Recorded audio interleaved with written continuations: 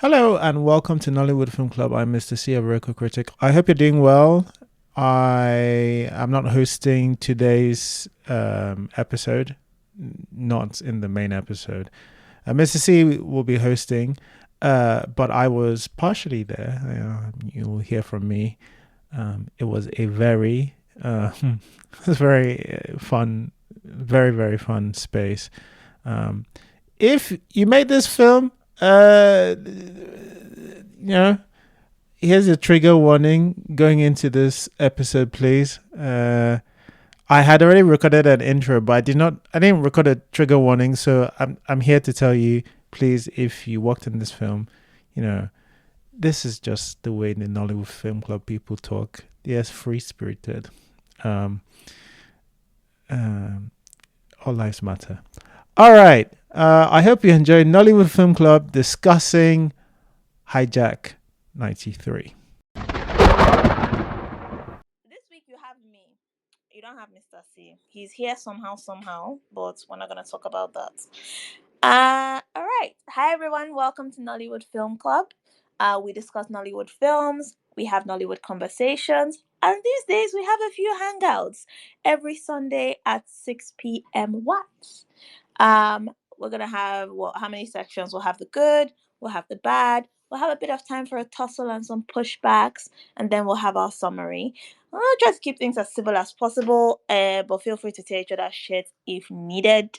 And today we shall be discussing Hijack 93. How the sections divided? Oh, you just said it. Literally said it. Literally said it. Just waiting for what to attack me on. Anyway, moving on. Today we have Vanessa first on the queue, then we have Olana, and then Otas, and then Emmanuel, Low, Wanda, and Waynes. Everybody remember your numbers. Don't hook me in my shit. Vanessa, what did you like about Hijack 93?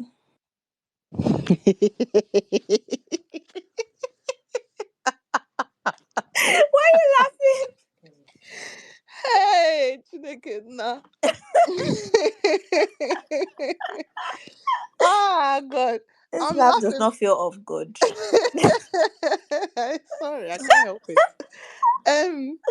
I genuinely thought I could come up here and actually be serious. Yeah, okay. Wow.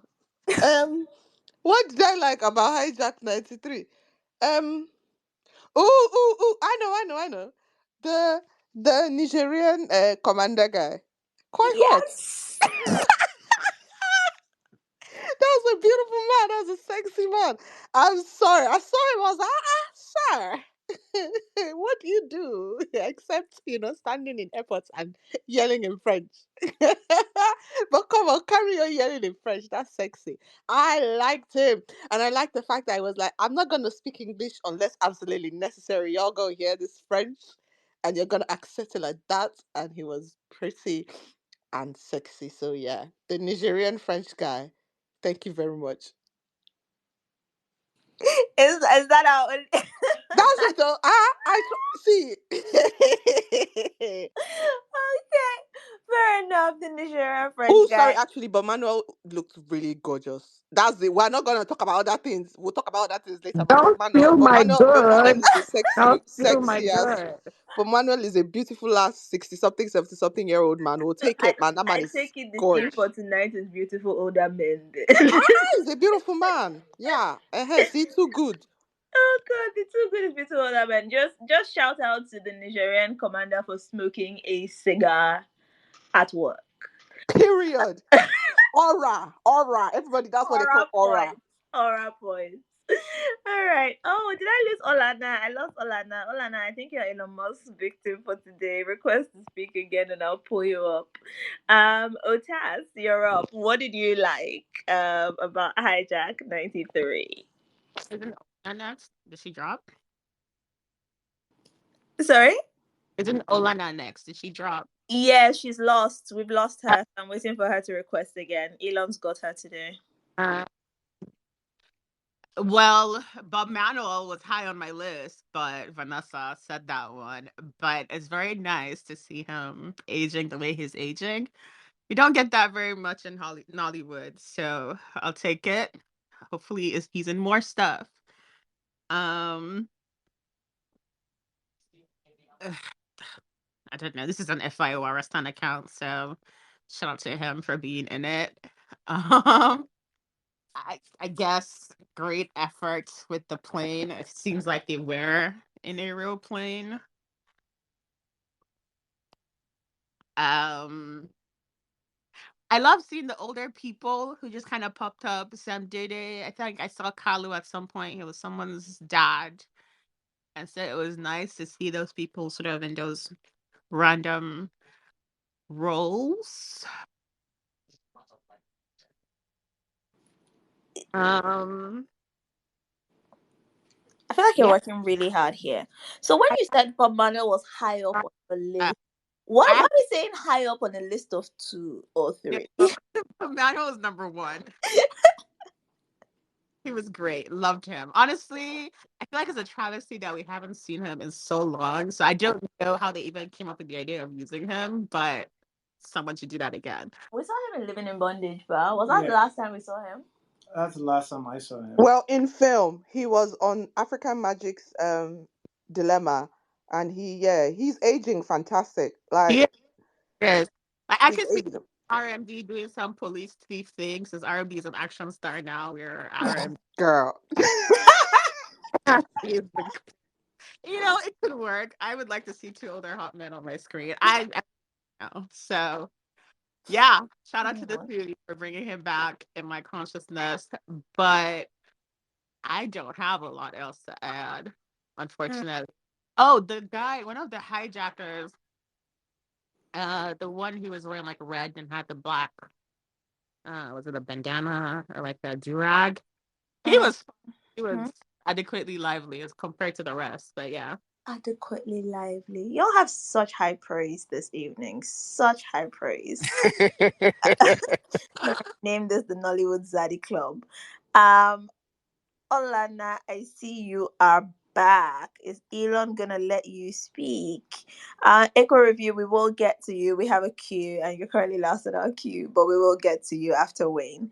Olana, what did you like about Hijack 93? To God be the glory. Oh.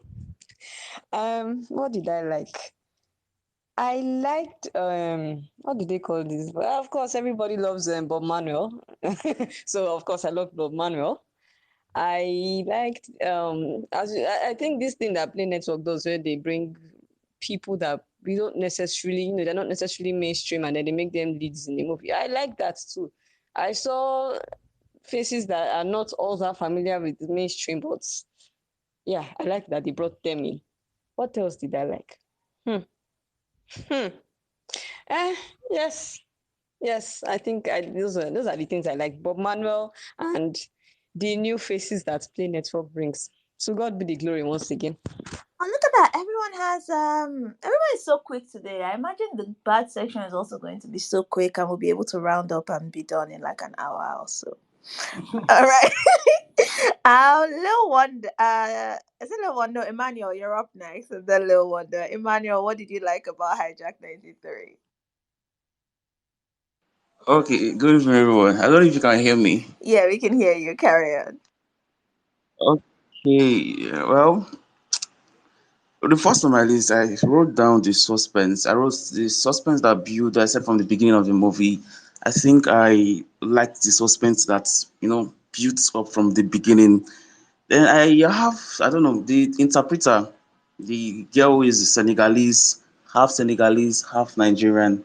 I think I like her, the face card actually. I like the character and the way she speaks French somehow, or you can say sexy. Then the internal conflict from Dio's character, that was one of the hijackers, the one who lost his daughter. I think the movie was able to project the internal conflicts. We were able to relate. I was able to relate emotionally from that part. It was emotive. Then moving on to the visual aesthetics of the movie, coloration, I also like that too. So in a few words, these are the things I liked about the movie. All right. Thank you, Emmanuel. You connected with some of the emotional beats of the film and you thought some of the coloring was great. Cool. Also appreciated the beauty, of course, in theme with everybody else. Um, Thank you. Lil Wonder, you're up next. What did you like about Hijack 93? Yeah, thank you. I think the thing I liked was when Netflix logo pops up and then that sound effect comes up. That was what I liked about the whole stuff.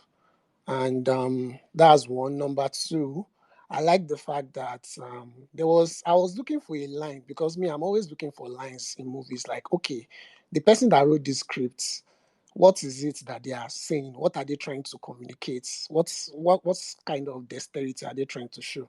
So there was this scene that somebody was in beer parlor and the person now said, "Oh, you don't have courage, so you're looking for courage inside the bottle." You get, even though it's a line that a lot of people have used before, but that was like a line that still stuck with me. I said, okay, this line is good. You don't have courage, so you come to the beer parlor to drink beer. So you find your courage in the bottle. Those are the two things I liked about the movie. All right, thanks, Little Wonder. I guess deep quotes and the Netflix logo. All right, you'll have a lot to say tonight. Wayne, you're up. What did you like?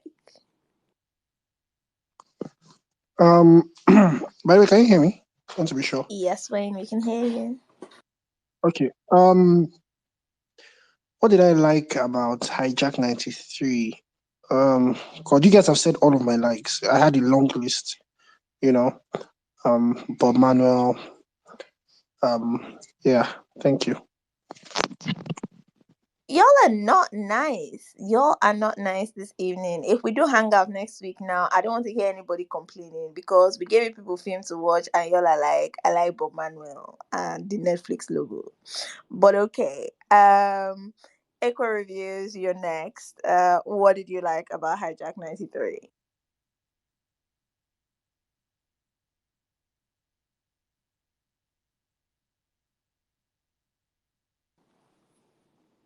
Echo reviews, are you there?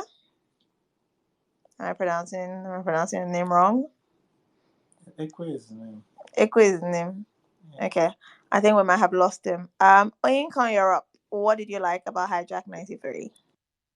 I think I'm going to be the nicest person here. Uh, I didn't watch the movie How are you the nicest person here if you didn't even watch it? because I have nothing. Because I have nothing bad, no, nothing good to say. Honesty is the film club. I love it. I mean, Okay. from the good Thank- that you guys have said, it's not necessarily very nice. It wasn't a nice good. So, So your good is that you missed it. I have a question. Oyinkan. Why you on my stage? oh, I just wanted to wish you guys luck and all the joys in the world. Because Thank you. God bless you. I saw Nollywood's fellows review, and I'm Uh-huh. like, it's really very, very nice. And we Oh were God. seeing everything. I didn't know what to say. And I was like, oh, I have a busy week anyway, so I might miss this movie and it might not be a bad thing. And Oyinkan, also, I didn't want to continuously be one of the most vocal people criticizing our friend. Well, don't not my friend. listen to these So, people. You're gonna have a great time. Go back and watch it. no, it's cool. I didn't have enough time. I'm going to go watch my Korean shit and like, so maybe All later right. on. Thanks, Good luck, Oyinkan. everybody. This is a novel good. I did not watch it. Echo reviews. It seems like you're back. Do you want to tell us what you liked about Hijack 93?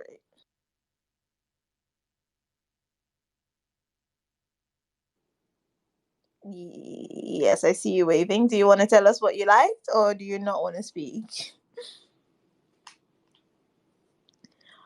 Okay, moving on. Anyways, I thought of another good. The military setup was relatively nice for a Nollywood movie. So that was good.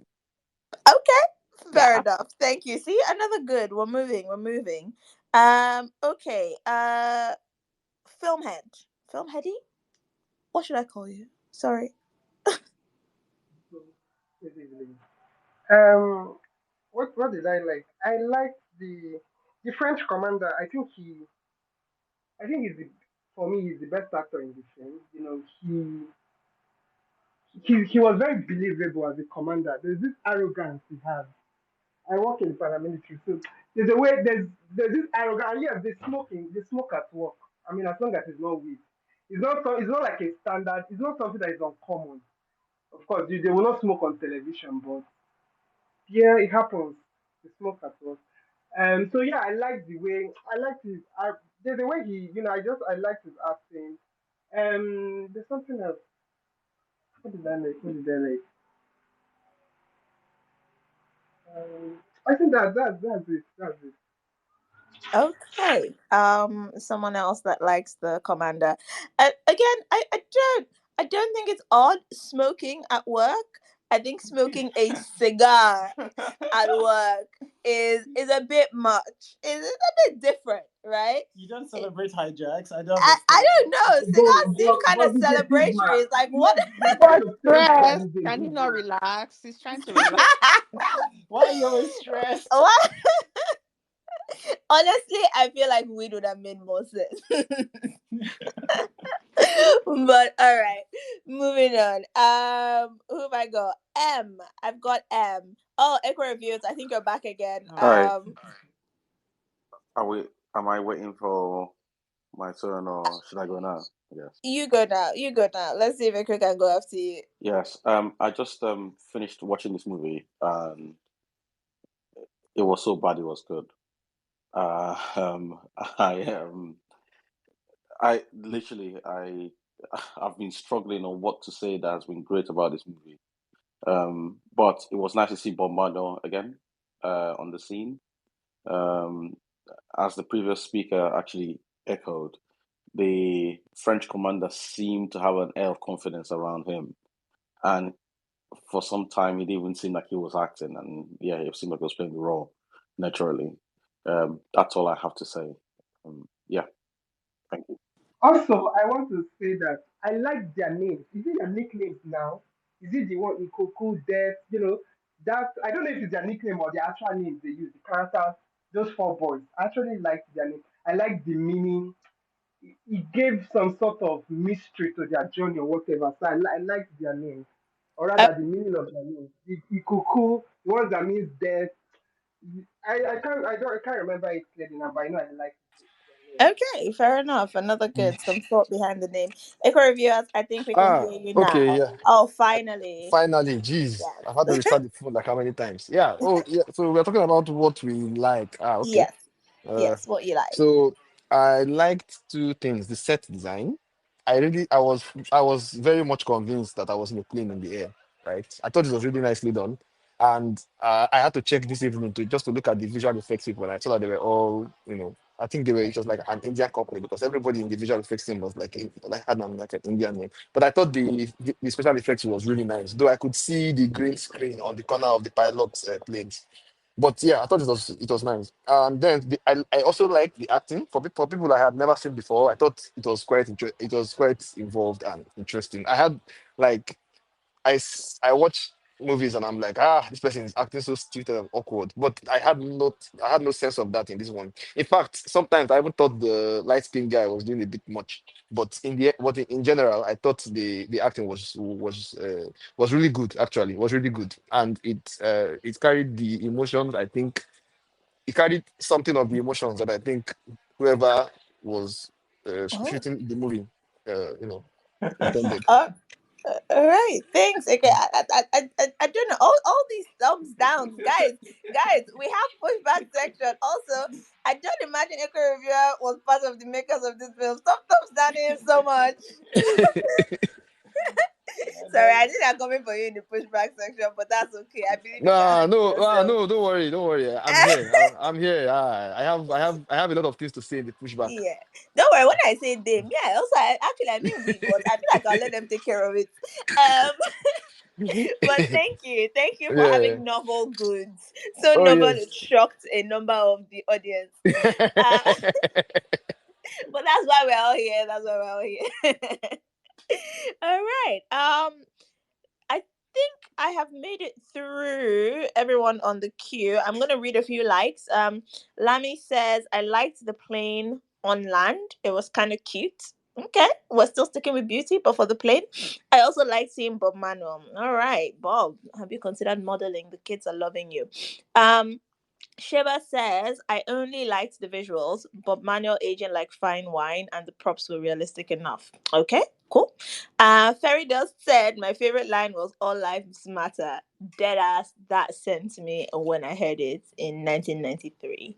And Wayne said the writer smoked all the weed. I guess that's why they only had cigars left. Fair enough, fair point. Mr. C, what did you like about 93? Hijack 93. Okay.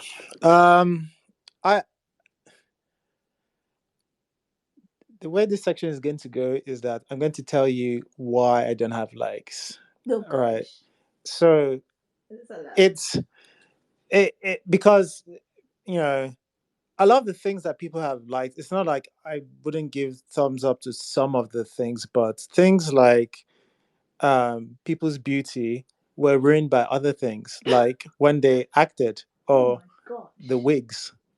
There were things that just spoiled things for me that I couldn't enjoy. Like um, Idia is somebody on a normal day one could really enjoy the sight of.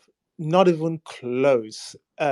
It was like they were trying to make them as um, repulsive as possible with whatever was going on. And I'm gonna look. It is what it is in terms of if you want to. I'm not even complaining about costuming or anything like that. Anyway, this is the good. So I'm telling you why I don't have goods. Uh, the the other thing with the that I would have agreed with the sort of almost set design of the this thing. I think Last Flight to Abuja does this better. And Last Flight to Abuja came over a decade ago. So so I don't know what I'm giving props to for when we've already been here and done this from a lot longer. I think it's over a decade ago. If not, if not over a decade, it's close. So I I don't feel the need to give the props that other people everything else that people are saying, those are the two things that I would have given props to on a normal day. But everything else, I just disagree with the like so I don't find Bob Manuel. They said beauty now. I'm sorry, when Bob Manuel spoke, I was like, what? What's What's it going good? on? What's it good, my Our love? general, what's going on, sir? Allow. Anyway, that's Allow. the reason. That's the reason Allow. why I don't have any good. All right, All that's what I'm right. saying. Oh my god. No, trusting you. Oh, the only small thing I would have given is that no, it doesn't count. It would have like it's not It's not as bad as Glamour Girls. yes, it's not as bad as Glamour Girls. It's not as it feels like there was interest in their ambition. What is just cutting his legs is just pure incompetence. But it's not lack of ambition. All right. Glamour Okay. Girls is better. All right. Thank you, Mr. C, for not contributing to the good section and just making excuses for your lack of homework into finding it good for us. I appreciate you. No, Uh, I told you all the things that I could have qualified and why they didn't qualify. Those are the things I could have said. we've heard you. We've heard you. Thank you. Go Thank ahead. you. Thank you for not having a good. My good. My good. I shall be echoing the goods of those who liked the Nigerian commander. I thought he had aura. And I enjoyed him. I really did. I appreciated his commitment to letting hostages die. Um, if they couldn't find an interpreter to speak his language of choice, even though he could speak. Imagine my shock when I found out he could actually speak English, and he was just like, "Fuck them guys." I was like, "Okay, you do you." Because who wants to work overtime because Nigeria could not control their airways? To be honest, like, why is that Nigeria's business and problems? I liked it. I appreciated that. Um, oh, I I want to like, or I want to. I feel like this is one of the kind of stories we should be telling. I just, I'm just really so sad that it's Charles that took this and he, just had his usual way of hiring, and they've just turned this upside. Like Mr. C said, it's like incompetence. It's not a lack of ambition, it is incompetence. And when we get into the bad, I'm going to say just one simple thing that is screaming incompetence, and it wasn't even in the shooting of it. But yeah, we'll get there. Uchenna, you seem to have joined a bit late. Do you want to tell us what you liked about 93, or were you trying to just slide in time for the bad? Oh, I'm sliding in time for the bad because I can see that All right. there's nothing I like about this. I see through you. I see through you. All right. Mr. C, the second truly global Vanessa is seconding you and saying she couldn't like a single thing because they made sure all their efforts went into making her repulsed. I feel you. I feel you. Fair enough. All right. On that note, look at us, less than half an hour in. Can we do the same for the bad? Let's find out on the next section of Nollywood Film Club for Hijack 93, the bad. Vanessa, what did you not like? Oh my god, we're starting with laughter again. All right. Vanessa, what did you not like about Hijack 93? Hey, first off, all of you that are liking the plane that is on the ground, why is so quite all right that they do use a real plane? Plane was stationary throughout the entire film. Guys, guys, this plane was on the ground. So why were they trying to land? I'm sorry.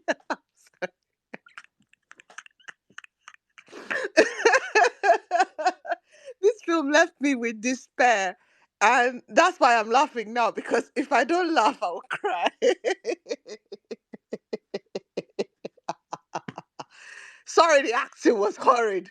The acting was horrendous. The acting was torturous. I'm looking for more synonyms, guys. But Manuel, sir, you do beautiful. But Manuel, sir, I do believe in your ministry. But sir, let what happened in Hijack 93 not repeat itself again. Never again. When my man came up with his American accent, I said, sir.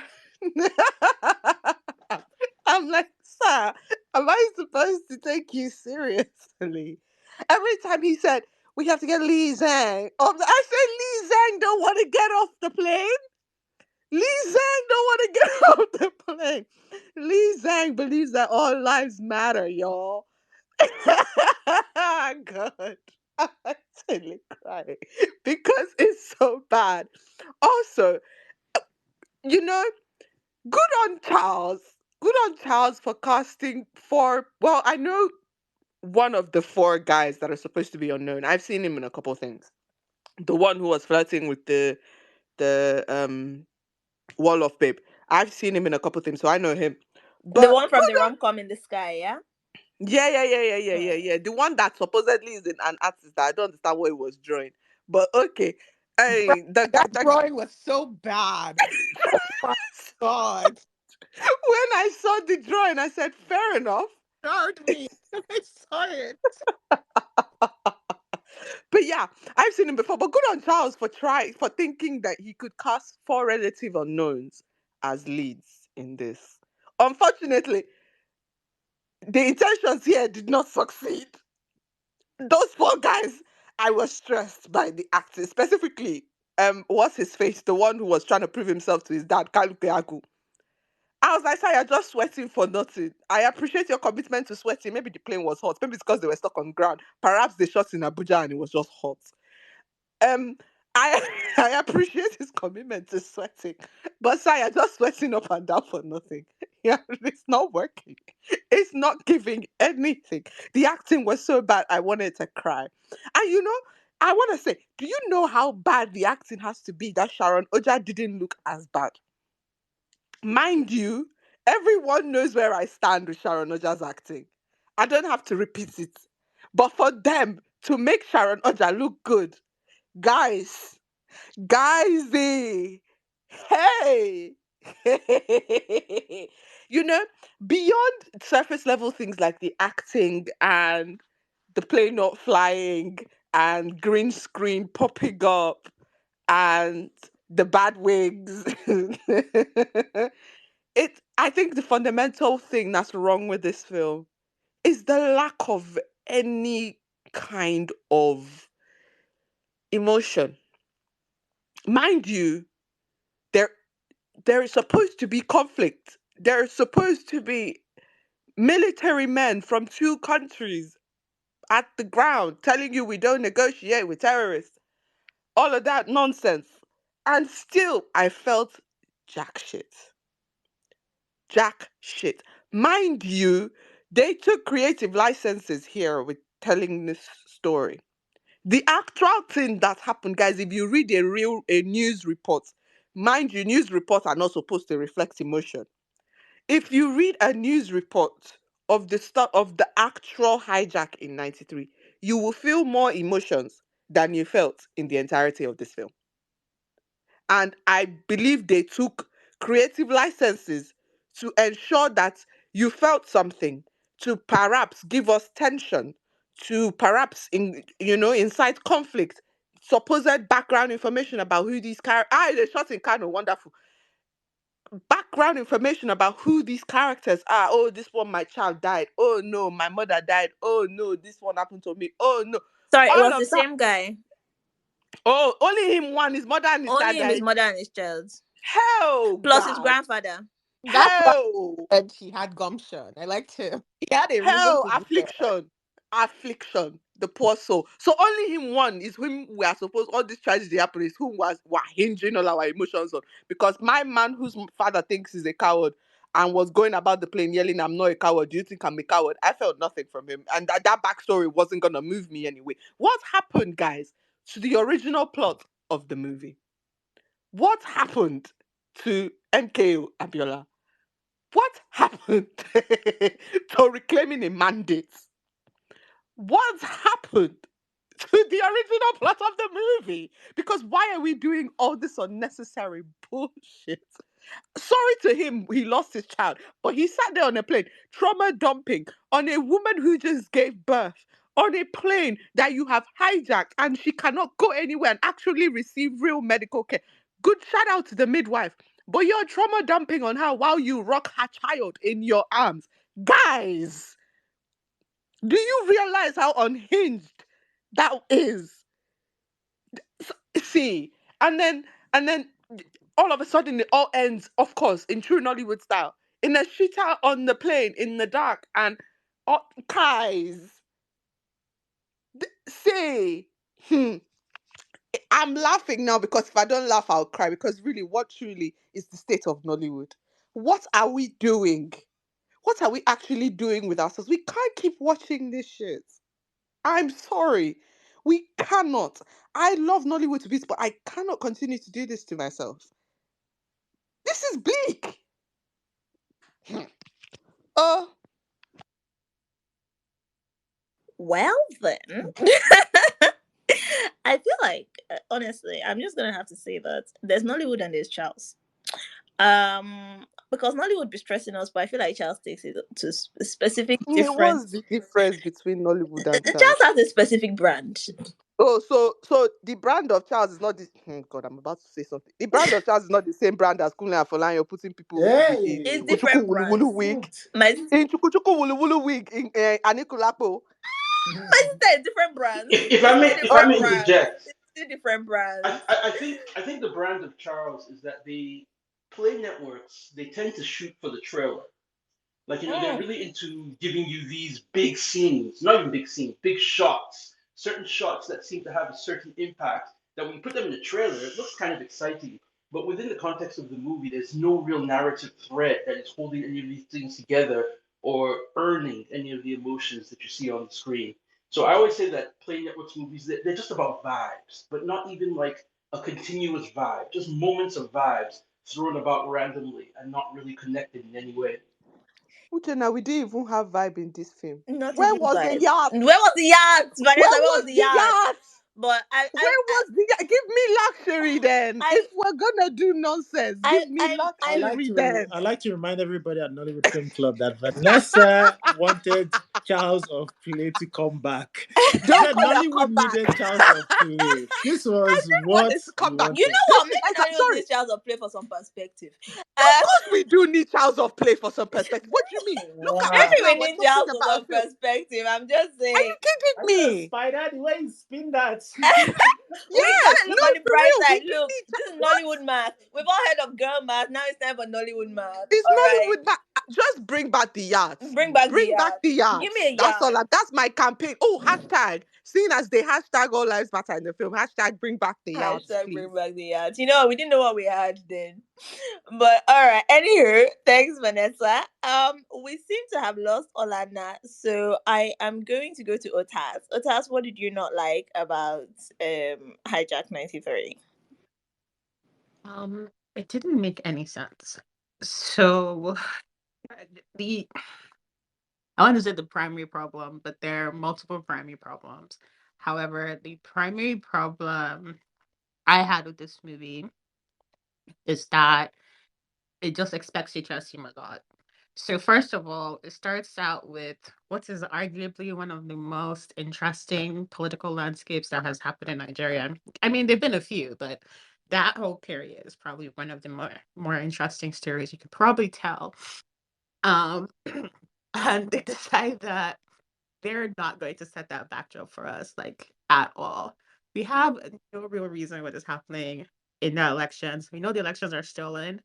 This is just in the movie. So I'm assuming it expects you to come into the movie with some knowledge of what already has happened so that you're just picking it up from that point. And so it feels like the movie gives you homework. It's like, go figure out what has happened, come already feeling the emotions you're supposed to feel about this traumatic event in history, and just go from there. And so that for me was very weird. Like, if I was watching this with another person who had no idea what was going on in that time period, they would be lost. And then from there, it just descends into the acting. Probably some of the worst collection of acting in one movie ever. It, I don't know what they screened for. I don't know why they decided on the leads that they decided on. Why they would do that. But nobody in it was acting compelling enough for me to even feel anything for the story. The yellow guy, I don't remember his name. He literally starts sweating before the movie even starts. Like, as soon as he sits down and they're putting on their seatbelt, he's already like sweating and agitated. It was just all very interesting. And then the story didn't make sense. Um, I'm still not clear on why Fi Iwara is like they think somebody on the inside is working with them, and then that girl immediately jumps to to air her hostess, and it's this babe, and the police is just like, well, I guess I believe it's this babe, so we're just gonna arrest her now. That's fine. We didn't see her talk to the kidnappers, we didn't see her interact with them, but we believe you, so that's fine. I don't know. It was very confusing. The movie was confusing. The end was confusing. At some point, it sounded like they were negotiating, and then all of a sudden, without reason, the army is breaching a plane, a plane full of people, and engaging in combat. It wasn't great. The story wasn't great. There was no. I didn't feel any emotional connection to any of them. Even the guy whose daughter died, I felt vaguely sorry for, but not enough to care. Um, I don't know why the rest of them did this. I don't feel like hijacking a plane is gonna win your dad's approval, but I don't know. I don't know. Maybe that's what his dad was into. So yeah. All right. Thanks, Itas. Look about the hijacking a plane bit as well. I don't know the backstories they're giving them. Right. I didn't see a lot of backstory for the guys who actually kidnapped, hijacked the plane. But you know what? overall, I still think anyway, as I both in the film or both in real life, I don't know what the plan was, but it is what it is. I feel like Play Network gave them tried to give them small backstory, but did not at least I Story think of build on it. Right? You've said this is a fictionalized version, right? Anywho, no, it's not my turn yet. All right, thanks, Etas. Who have I got next? I think Emmanuel's next. Emmanuel, Lil Wonder, one of you. Emmanuel, you go next. Tell us what you did not like about Hijack 93. In fact, I've been waiting for this part, the bad part, because the good part, it didn't come from a good place. But just for me not to just go without saying the good part, I just said the good part. So I'm eagerly waiting for the bad part, eagerly waiting for it.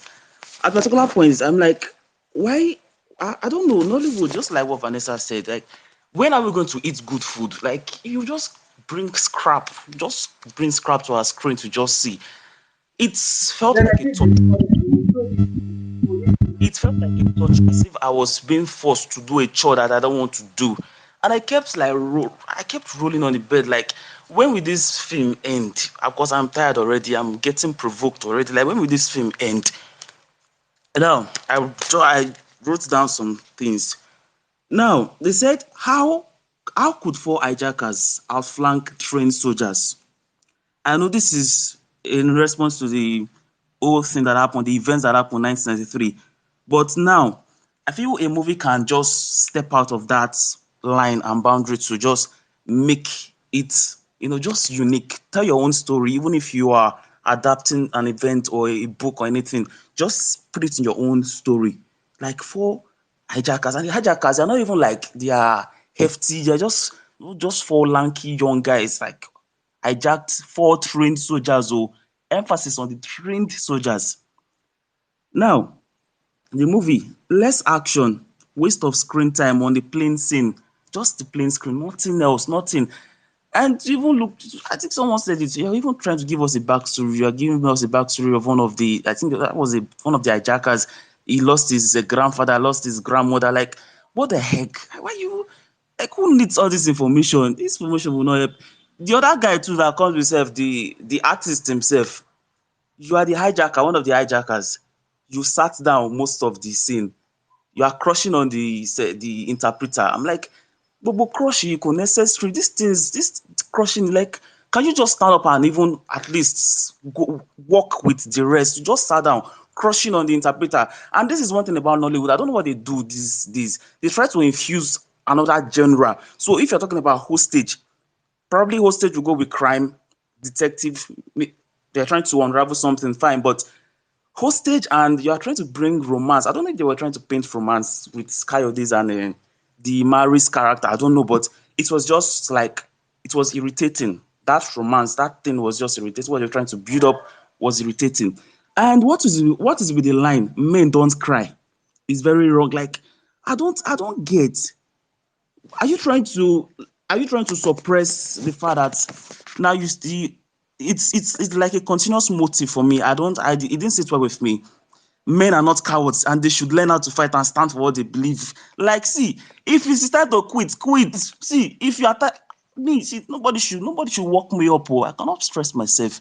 I feel you should know when to call it quitting a bit to make things easy for you. And it's how Sam Dede just kept hitting on the nail. Men should not be cowards. Men should stand up, fight for. See, I'm like, why you see now that they make men now when they make men they do things irrationally, like because of maybe society and all these expectations. Like, can you just free men? Can you just free me? Because me, I'm still talking on behalf of the men. Like, can you just let me rest? Which one is men don't this thing? And you still went on again and still saying and to say revolution is what make a man revolution.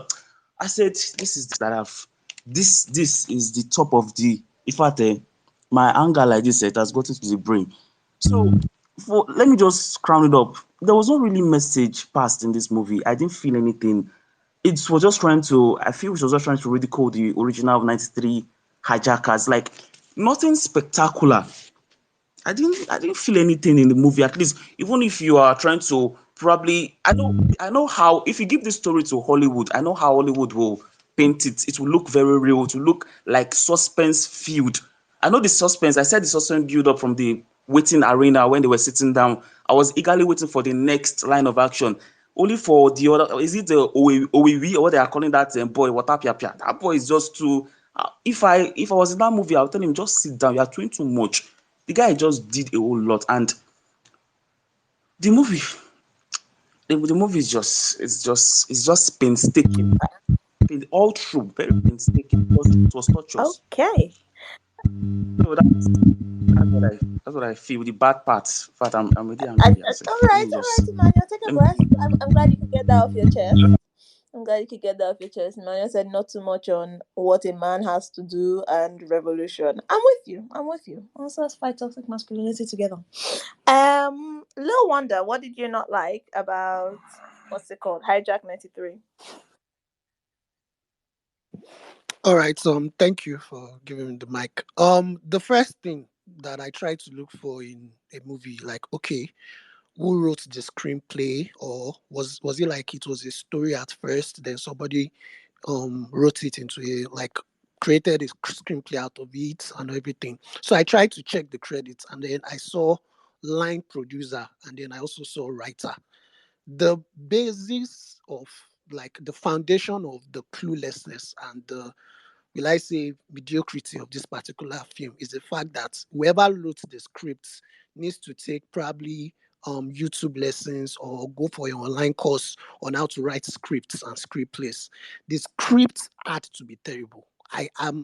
I'm sure, like, I don't know, I can't, I don't know if there's a document that can back this up. I don't know if I can see the script software or even hard copy of the script, but the script had to be terrible because I was looking at the situational dialogue, the, like, what these people are saying to each other, and I'm like, what is going on in the mind of the person that produced these words and put it in the minds of this character?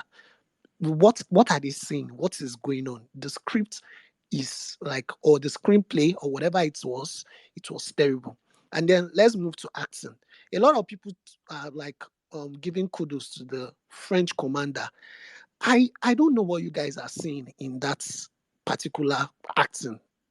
There wasn't any. I don't know what are the nuance of the Nigerian commander. What did he do? There was He nothing thought he was special sensible, that because he was good because at he had. acting.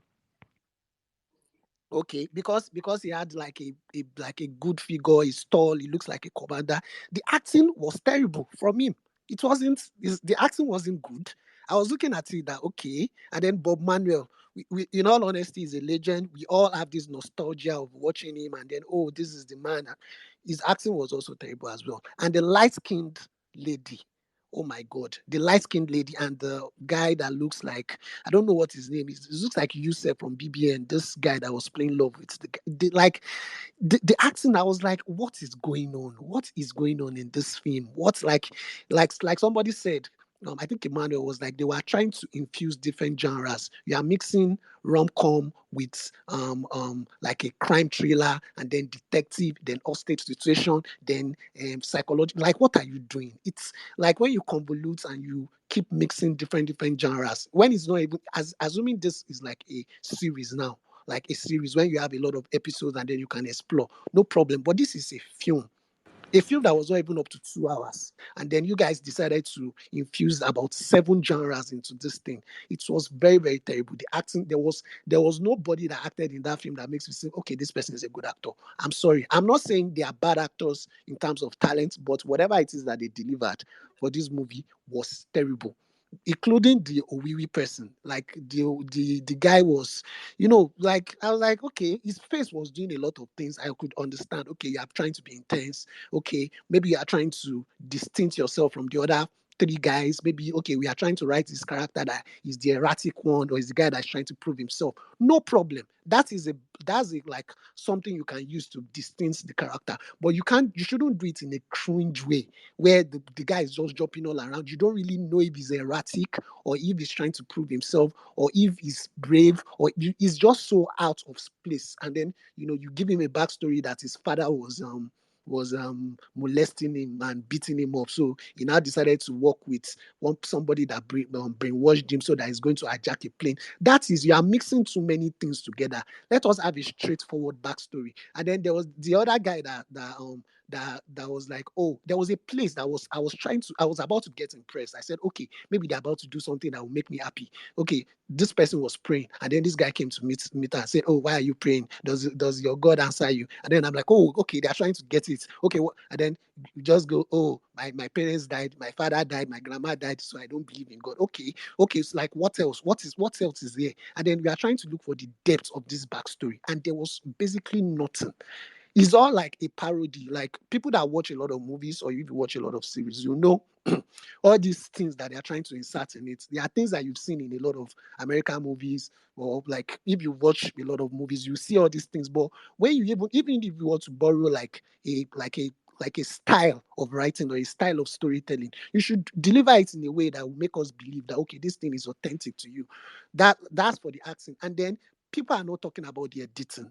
The editing, I don't know. Like, you guys are saying, okay, set design, but what is the expanse? Like, before I even go to the editing, what is the expanse of the space? You are saying that they looked as if it was in a plane, but these people didn't stand up most of the time. It also looks like a claustrophobic setting. They weren't standing up. There wasn't like, so somebody just talked about life flights in Abuja. You guys watched that movie. It looked so much as if it was like a big place and everybody was moving around, and then things were there.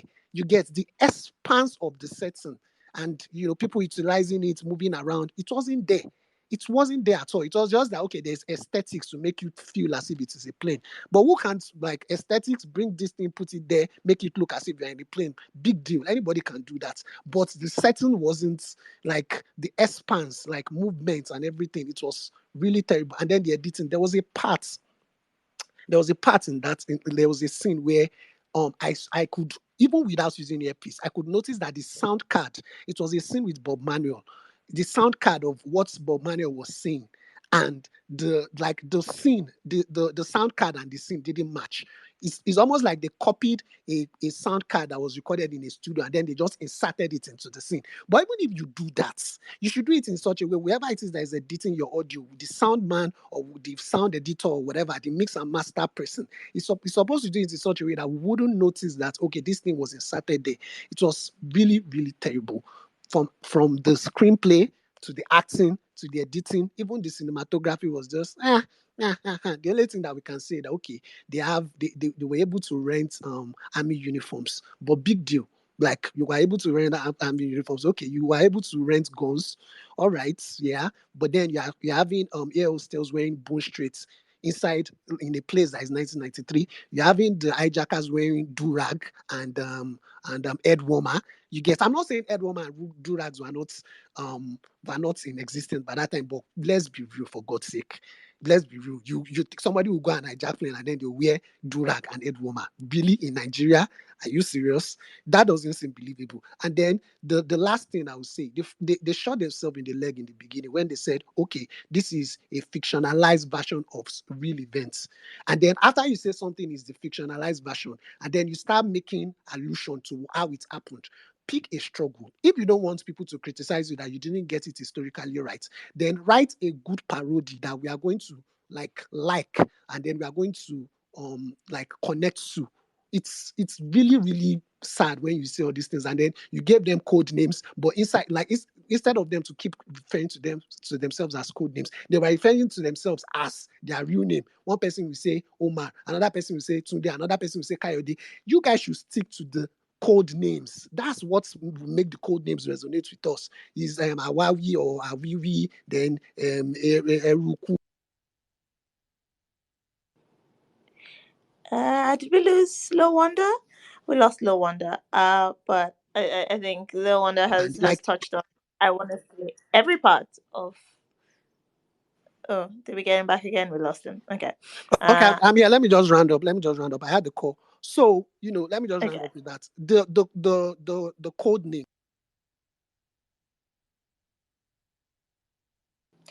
Sorry, Low Wonder. I think whoever is calling does not want you to round up. You can pick back up in the pushback or in the summary bit. You can round up in your summary. But yeah, Low Wonder has touched on. I want to say every part of Hijack 93. Found it all offensive. You get this with I'm coders. not opposing you on most of it, to be honest. Sorry, Lewanda, we're just gonna move on. Olana, we missed you because you had dropped or Elon had kicked you off. Do you want to tell us your bad?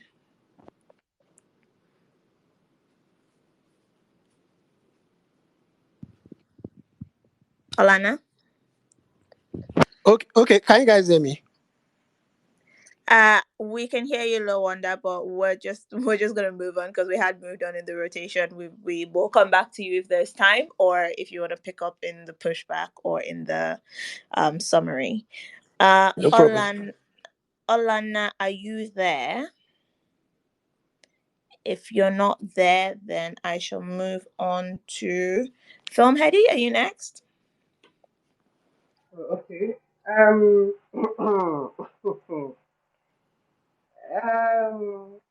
first of all, I think we've seen a lot of bad Nollywood films. I think the thing Film Nollywood Heady, you sound a succeeds little at far from doing. your mic. Are you far from your mic? Can you hear me? You sound far. You sound a little far from your mic. Are you using headphones? Your headphones suck. Can you hear me? There Yes, we that's much go. better. I'm Mr. C from the Okay. corner being rude. Carry on. Okay. I think with Nollywood films, even when they are bad, there's something they succeed at doing. It can be entertaining. In fact, most of the time, it's always entertaining, even when it is bad. Mr. C was saying that Glamour Girls was, I mean, it's not as bad as Glamour Girls, but I disagree. Glamour Girls was bad, but it was even entertaining. At least we could sit through it. It is, Nollywood has this dramatic thing that it just keeps you, at least you can watch it, even you know that, oh, the dialogue is bad, and sometimes the acting is even bad. But somehow you are able to sit through it. It's not a struggle to watch. This film it fails at that. It's not even entertaining. And it takes a special kind of talent to make a mess of this kind of story. Because it's a real life story. That alone should score you some point. It's already having your audience, their hopes are up. They have a reference point. They are somehow emotionally attached to it already. So the fact that it's a real life event it has done like even like 5% of your job for you. But somehow we did not feel anything in this film. Even with the subplot, we still did not feel like, oh, you lost your father, you lost this. How is that why you are so much in love with MK Abiola that you are going to hijack? Hijacking a plane is a big deal. I worked at the airport. I'm an daily officer. There's a lot of things at stake if you want to hijack a plane. It is not, it's a lot of risk. So what is the motivation? Is it because everybody is suffering in Nigeria? 1993, they were all suffering. What is the motivation exactly? Oh, so how does it that you lost your father, or your father thinks you are weak, or that you've lost your parents, or is that why? How does it now? How does it motivate the characters, the four hijackers, to go and like? It's just no. I don't get that point. Also, there's lack of research. In fact, it's just a lazy, like, they don't respect their audience. No, even little research. This is 1993 is like how many years ago? 31 years ago or so. And little research. You just gave these guys, look at the costumes. You gave them faded jeans, and all of a sudden we're supposed to feel like it is 1993 because they are wearing worn out jeans. Look, those clothes, those shirts they are wearing, although I have them in my wardrobe. Like, how is that 1993? Look at the wigs. Then you go to the acting. For the acting, I will forgive the four main characters. I think the acting is a function of the directing. The directing is so bad, and I am not shocked because I am used to that Peter Robert Abikiniko. If you go and check his catalog, he's the chairman at doing bad things. Sorry to say. I hope they don't shade me after this thing. From small chops to all the AY, the retinue of AY's films. He's always the director. So what do you expect? I was like, when I thought, and just of play, I don't know. He should just stick to club business. Because how do you choose that kind of person to direct this kind of film? Trust me, A good director can make a bad actor seem good. If you take a good director, even with those amateur actors, the way you will direct them, the way you will tell them, oh, this is the kind of emotions you show, it should be subtle here. Don't you will make they will not even know that they are amateurs. Look at you made a mess of a legend. Look at what's his name? Look at what's his name? Why is his name escaping me? Bob Manuel.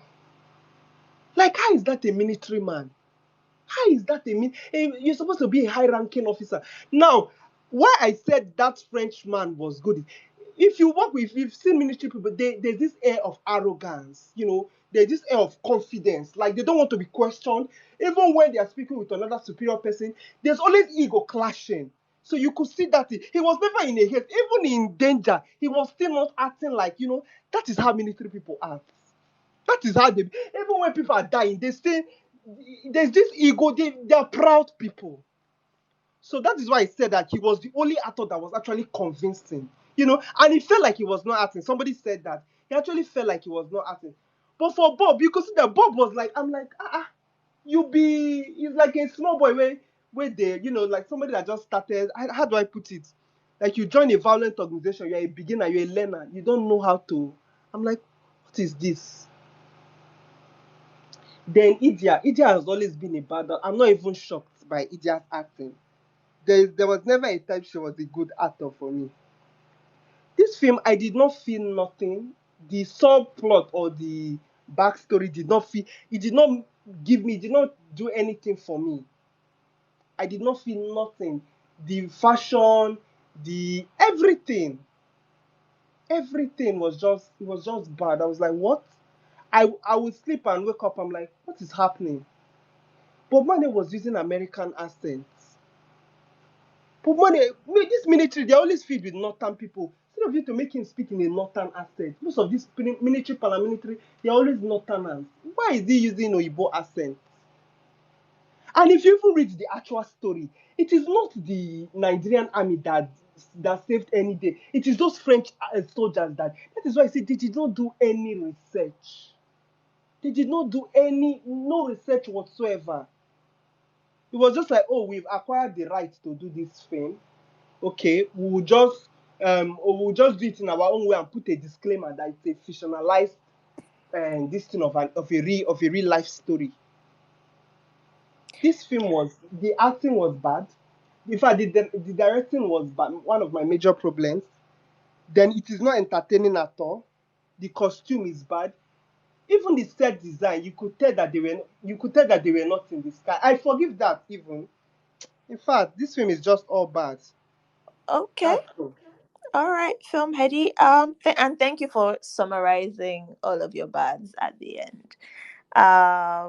Yeah, a lot of consistent dislike for the acting and dissatisfaction with the directing as well, and set design and costume. Okay, I think we catch the drift. Who do we have next? Wayne. Do we have Wayne?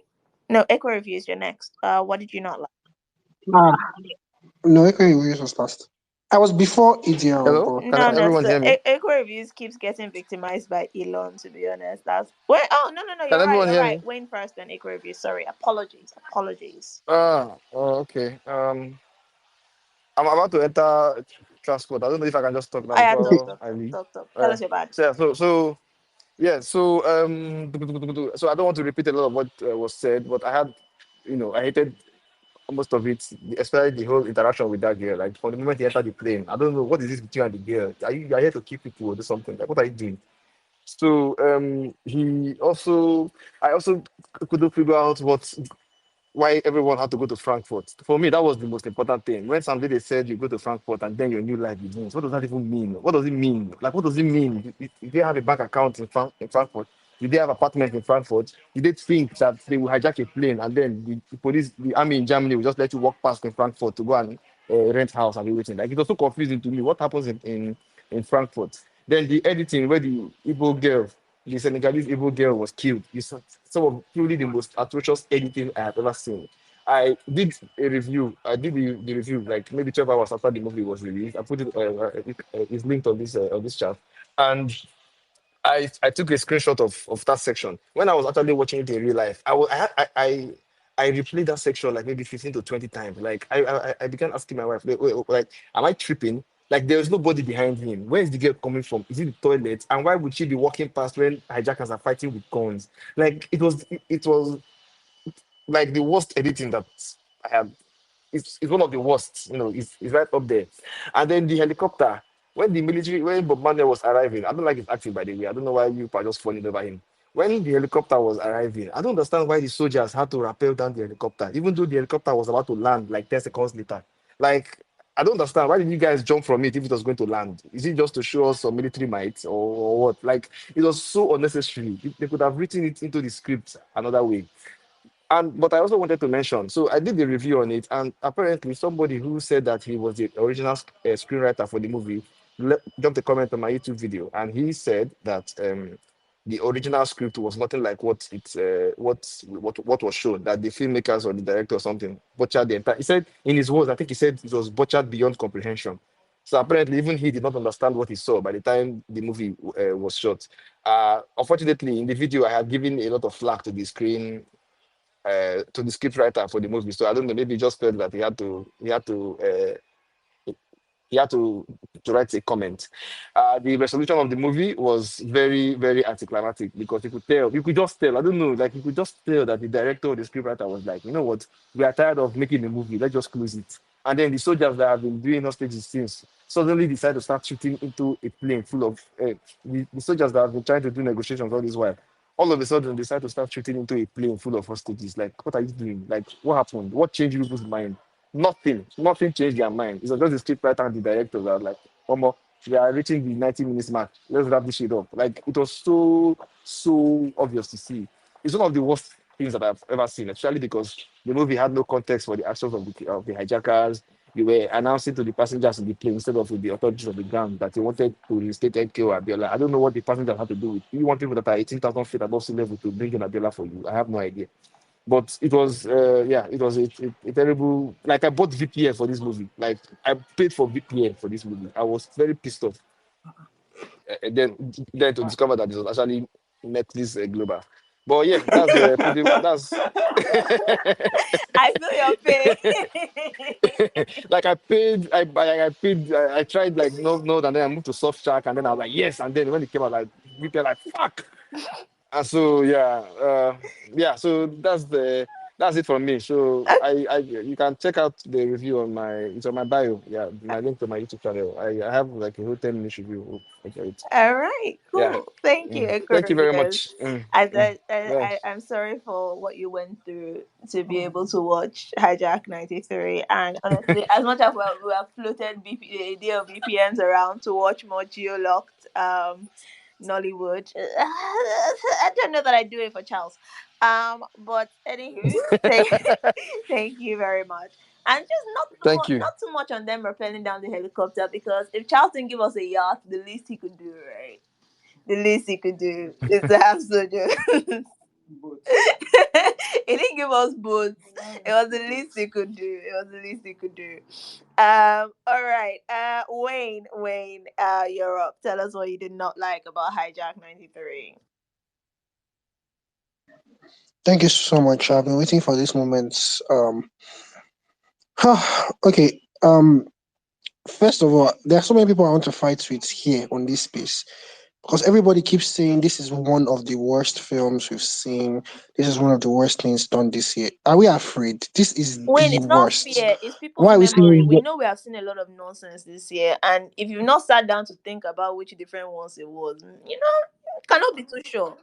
No, I don't think anything can be this. Oh my god, this was shockingly like I think someone said it here like how we make films. Nollywood makes bad films, but you can watch it because it's like there's entertainment value. Like it's like an objectively bad piece of film because film has like things that you look out for in film, and we've spoken about it on this space where we're like, oh, technically this shouldn't have been a film. This is like a series. Oh, this was a music video, but there's like the problem we have is that we are saying this is a bad film, but maybe it works as some other form of media.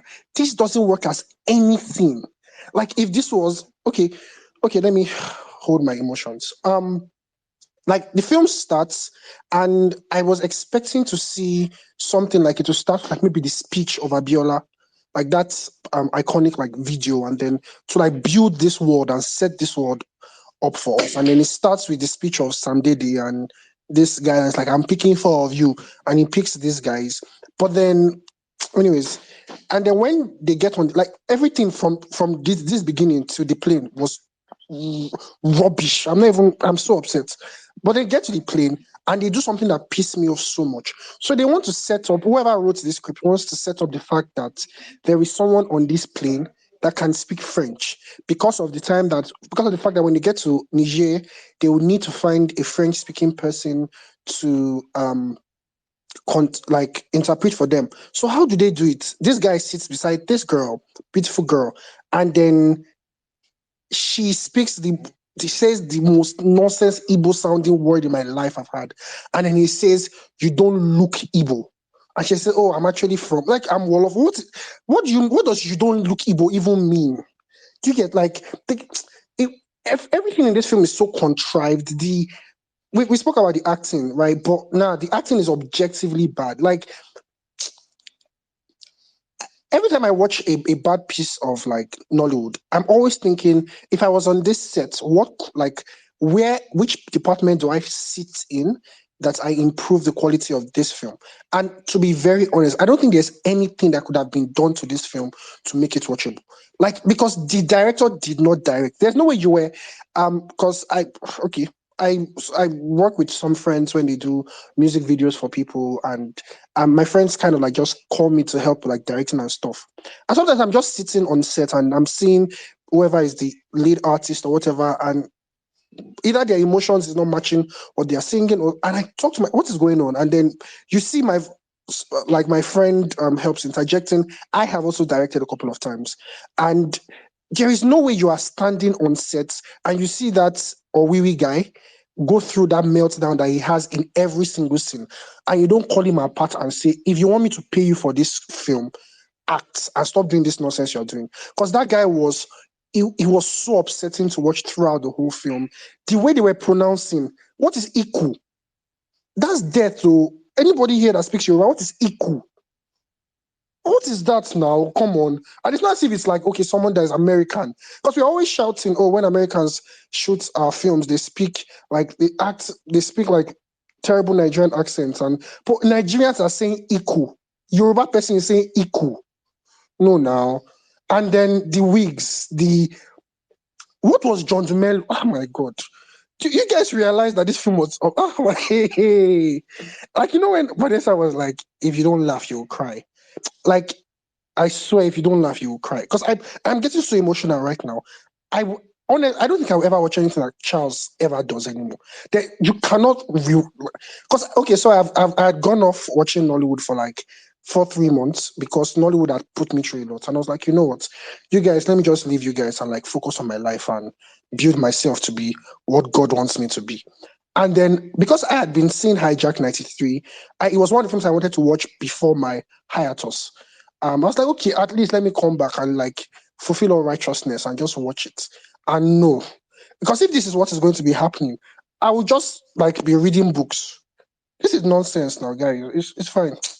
See, you people will be good. When you're not gonna do I'm healed now, send me another Charles of Play film that is a fictionalized version of. Oh, don't worry, we will all heal in Jesus' name. Uchenna, you're up. What did you not like about Hijack 93? Well, if I were to start listing all the things that I didn't like, I think I would take up the rest of this space all by myself. So let me just try to think of a couple of things.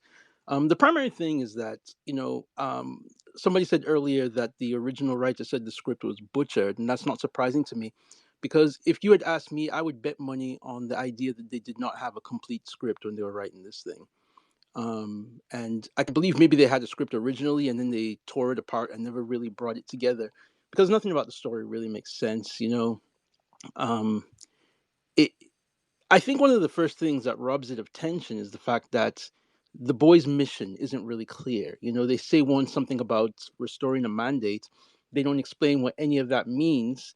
Somebody said earlier that it's as if the movie expects us to do homework. We're expected to know these things. Why would people know that? You know, and once they say that, they never go back to it. And that's a problem. I think they did a great disservice to the story that's based on. Because when you watch movies like this that are based on real events, of course, there's creative license, and usually the filmmakers will invent incidents and add salt and pepper to it to make it more dramatic. But the funny thing is that if you read the original story of what happened, it is way more dramatic than what they did here. It's as if they deliberately went to the original story and started cutting things out to make it as boring as possible, starting with the characters. I mean, the young men who hijacked that plane in 1993 were very ideological and very passionate, and they really believed in what they were doing. They really believed in trying to do something for the nation. But over here, they just made them a bunch of dummies who were manipulated by a shadowy figure and didn't even seem to know why they were doing it. And the shadowy figure doesn't even explain why he's doing it either. So none of that really makes sense. And I mean, things like someone else said that, it seemed that they were just towards the end, they were like, look, just end this movie, let's just start making things up. Like, we deliberately poisoned the Chinese guy. I don't know how they got the poison into the plane, but they poisoned the Chinese guy and then gave him a magic antidote to save his life at the last minute.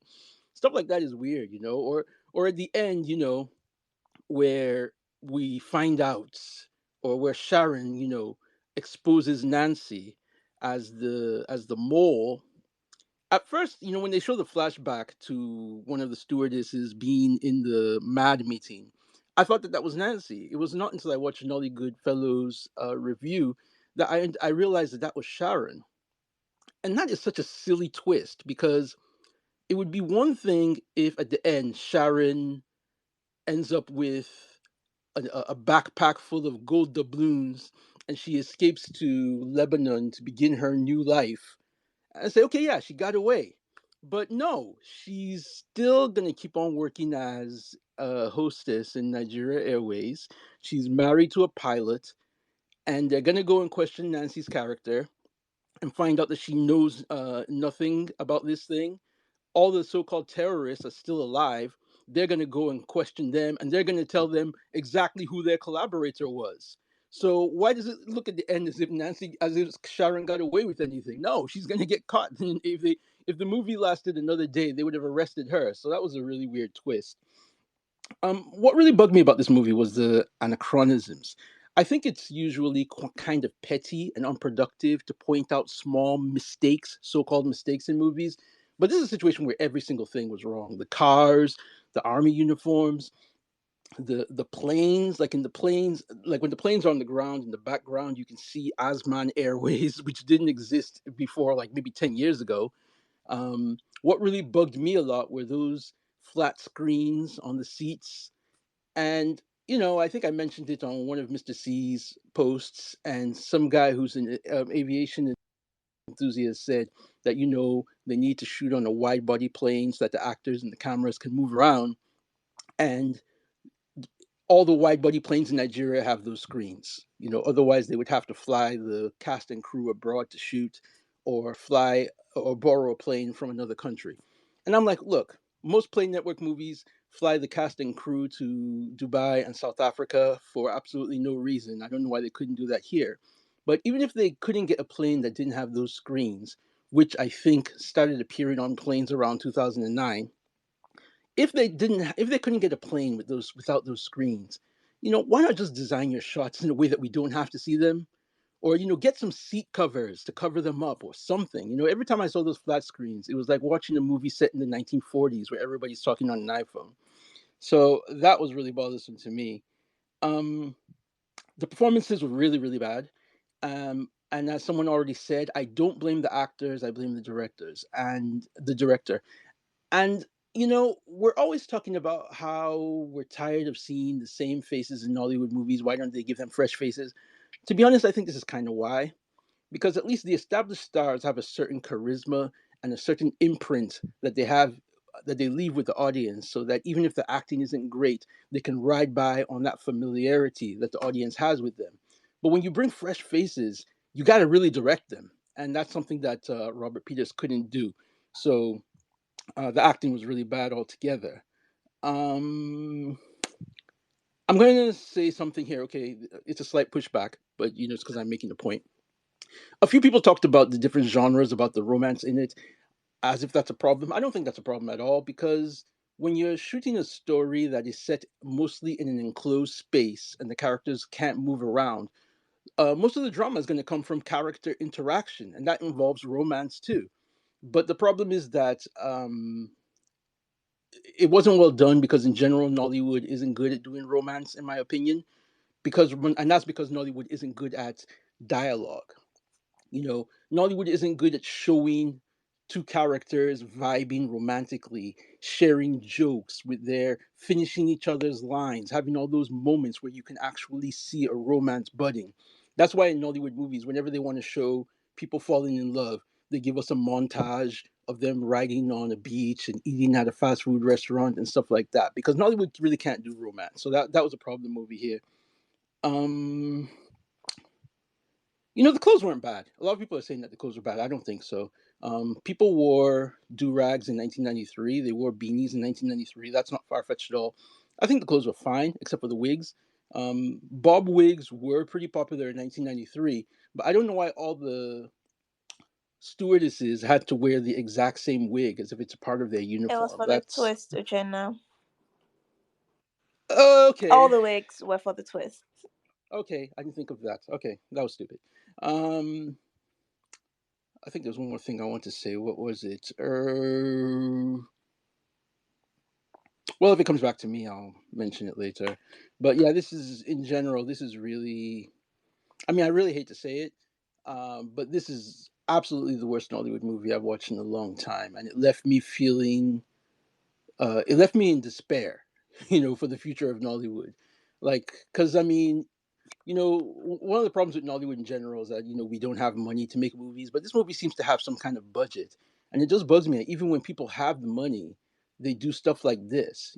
Something has to change. This is bad, and I'm like, when I look at movies like this and they put it on Netflix Global for the world to see, sometimes I wonder maybe this is why they start geo blocking us, because they're like, you know what, we can't be showing this crap to the world. Let's just keep it to those people in Nigeria. Let them watch this nonsense.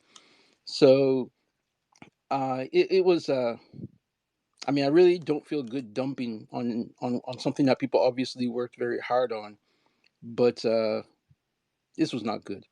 Another interesting thing, one more thing I'll say: Okay. the development where they went and arrested the boys' families. How did they know who the boys were?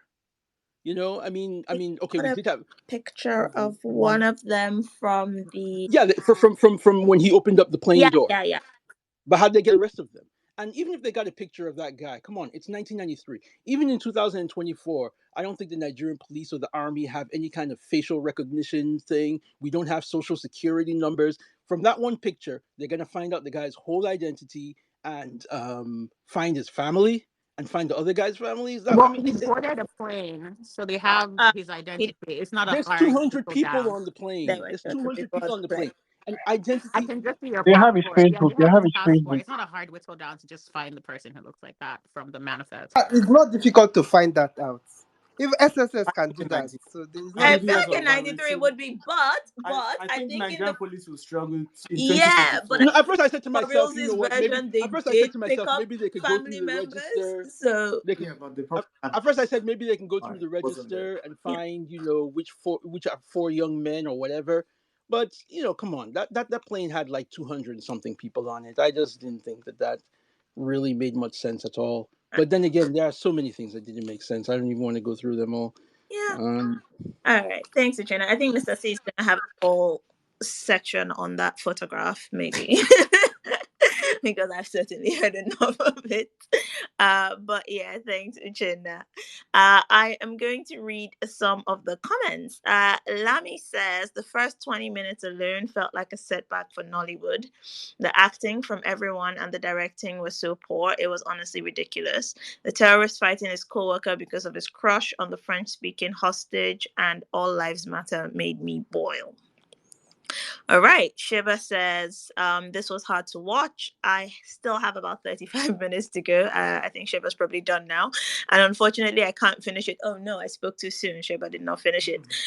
Play Network always has the budget for visuals sorted, but directing, plot, and everything else almost always misses.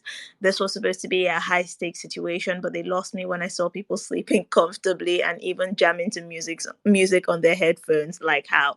I don't know, man. After 2 days in a hostage situation, I imagine maybe you just have a nap and hope for the best. Deomi says, honestly, this is one of the worst movies of the year, if not the worst. Bad acting, zero tension, motivation, zero. Story did not make sense. Hijackers did not know what they were doing. God, the acting. The acting was awful. All right. Gloria says, it pains me that this is supposed to be Alison Owiwi's breakout role because he was amazing in The Masquerades of Aniedo. My bias has refused to put this one on him. I'm sorry, not too much on my boy. In my opinion, he did what the script and the director required him to do, nothing. Actually, I think you'll find he did too much. But I'm going to take your word for it. I haven't seen The Masquerades of Aniedo, and I have, yeah, this is the director of 10 Days in Sun City, Merry Men et al. Right? I did not finish Merry Men. I tried 3 times, it didn't work out. So probably a shit director. Anywho, oh sorry, maybe I shouldn't have said that. But yes, not the best we have. Okay. My bad. I'm gonna do my bad before I give you to do the bad. Yeah. Why? I don't know now. You don't want me to do my bad first? No, give it to me. No. I take your bad. Uh-huh. Why are you letting him hijack your space, Mr. C? If I you want to don't do know. your Order. It's bad first, do Literally your Order. a Do bad I first. literal when I'm hijacker. host? A You literal mean you're not He's hijacker. not Host goes even. last. We don't want to hear him. Is Sis. your name or Host Wiwi? goes last. Look, I'll meet all of you. You can't mute anybody. You're not the, hosting. the button is right here. You can't shake it. I But heard I must say, you. it's IPP they were protesting at this time. Yes. Uh, anyway, all right. Let me get to a few things. First thing is I thought the cinematography in this is poor. I remember I mentioned earlier that Last Flight to Abuja sort of did this better. When the plane is in the air, Last Flight to Abuja at least tries to like sort of simulate camera shake or motion from the plane. This just it's like when the plane was in the air versus when it was on land, the camera didn't do anything any different, and was just disappointing to see, to be honest. From a big budget, one of the big budget films. The backstories of the hijackers, they add nothing, which is just a waste. It's just a waste of time. Uh, this is supposed to be a political thing. What does the suffering part have to do with? What does suffering have to do with anything? Like, I mean, like that can lead to something else, but it's not the point of why they say they do what they are doing. It's supposed to be a political movement. So, um, anyway, the rom com in the middle of the hijack was unnecessary, but I think someone spoke about that already, so I wouldn't just talk too much on that. And yeah, I think Robert Peters is a pretty awful director, to be honest. People have already mentioned his discography. I think the funny thing is, like, I think, except I'm mistaken, what I had him to do was the Play Network film with Mawili and the one with Mawili and who again? Ah, who is the maybe Nancy is inside that one, but I think he has another one coming. Uh, Charlie and Robert Peters are going to collaborate. Are going to collaborate again. So if you enjoyed this, look for much more fun to come from them. Is that one where they're in the desert? Oh, anyway, right. Fiction. So I was really confused by what's this trying to eat your cake and have it, where this film is like, hey, this is fiction, and, it's a fiction thing, and then towards the end, it it gives you like factoids. It just didn't seem to know what it felt like it wanted to have the gravitas of something that was trying to pay homage to um, the climate of the time, the politics of the time, and all of that. But it didn't want to commit to any important detail. But like, I don't know, Mrs. C checked something. I'll let her tell you. I'll let her tell you what she found out. But like, she didn't even. I don't think they got the facts at the end correct. So that's just something very concerning. Into I know I said there was ambition there, and I didn't want to dug too much on maybe the work. But if you've not done that level of research, if you've got this fact wrong towards the end that you've left, that's concerning, and maybe that's showing us that Are you referring to the fact that they said that nobody died? yeah, Yeah. yeah, Yeah. yeah, yeah. This is the one. All right. I was trying not to say it because Mrs. C was the one who looked it up and say it's her own. Anyway, Mrs. C spoke about the photography thing. There are just a couple of, I guess, little nitpicks. Obviously, the film is bad, the acting is bad, cinematography is bad, and stuff. But so here's some fun nitpicks I had. The photography, right? The time you see him come to the airplane door, um, you can see that you can see that like there's a almost like a periphery of the army soldiers a little bit distant from the plane. They're just ready to shoot. I don't know. I guess they're armed. They're ready to shoot anything that comes out the door or something. I don't know. Whatever, right? Um, but when they show us this picture of the guy from the plane, couple of things. Number one, it's shown from below. Like the photographer was right below the plane, just waiting for this moment to happen. I guess. Number two, this is 1993. We're not in the digital age. This guy took this. He was waiting there because obviously he knew this was going to happen. He took the shot. He went home to his dark room. He printed this out. It looked like on paper. If it's on the film, if it's on so like on a proper photograph card, it was cut pretty badly. But my thing is that this I'm just thinking about the life of this photographer and I want to see his movie. That's the movie I want to see, to be honest, not these guys. Because he has an interesting portfolio. I promise you, he's just appearing at places, getting shots, and making and getting it through. And then the other thing I wanted to say was like some of the dialogues. Some people have mentioned a couple. Obviously, All Lives Matter is pick of the bunch, but there's a line that I feel symbolizes so much of what this film is. And it's when one of the kidnappers takes one of the head of, I don't know what he is. I don't care.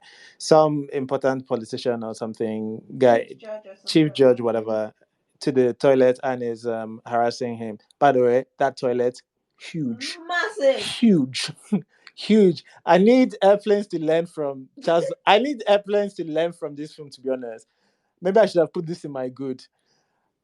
In the future, we will have airplanes with toilets this huge. But he took this chief judge to the plane, and he's supposed to be honorable, and I guess maybe he says something like, "Do you know who I am?" or some version of that.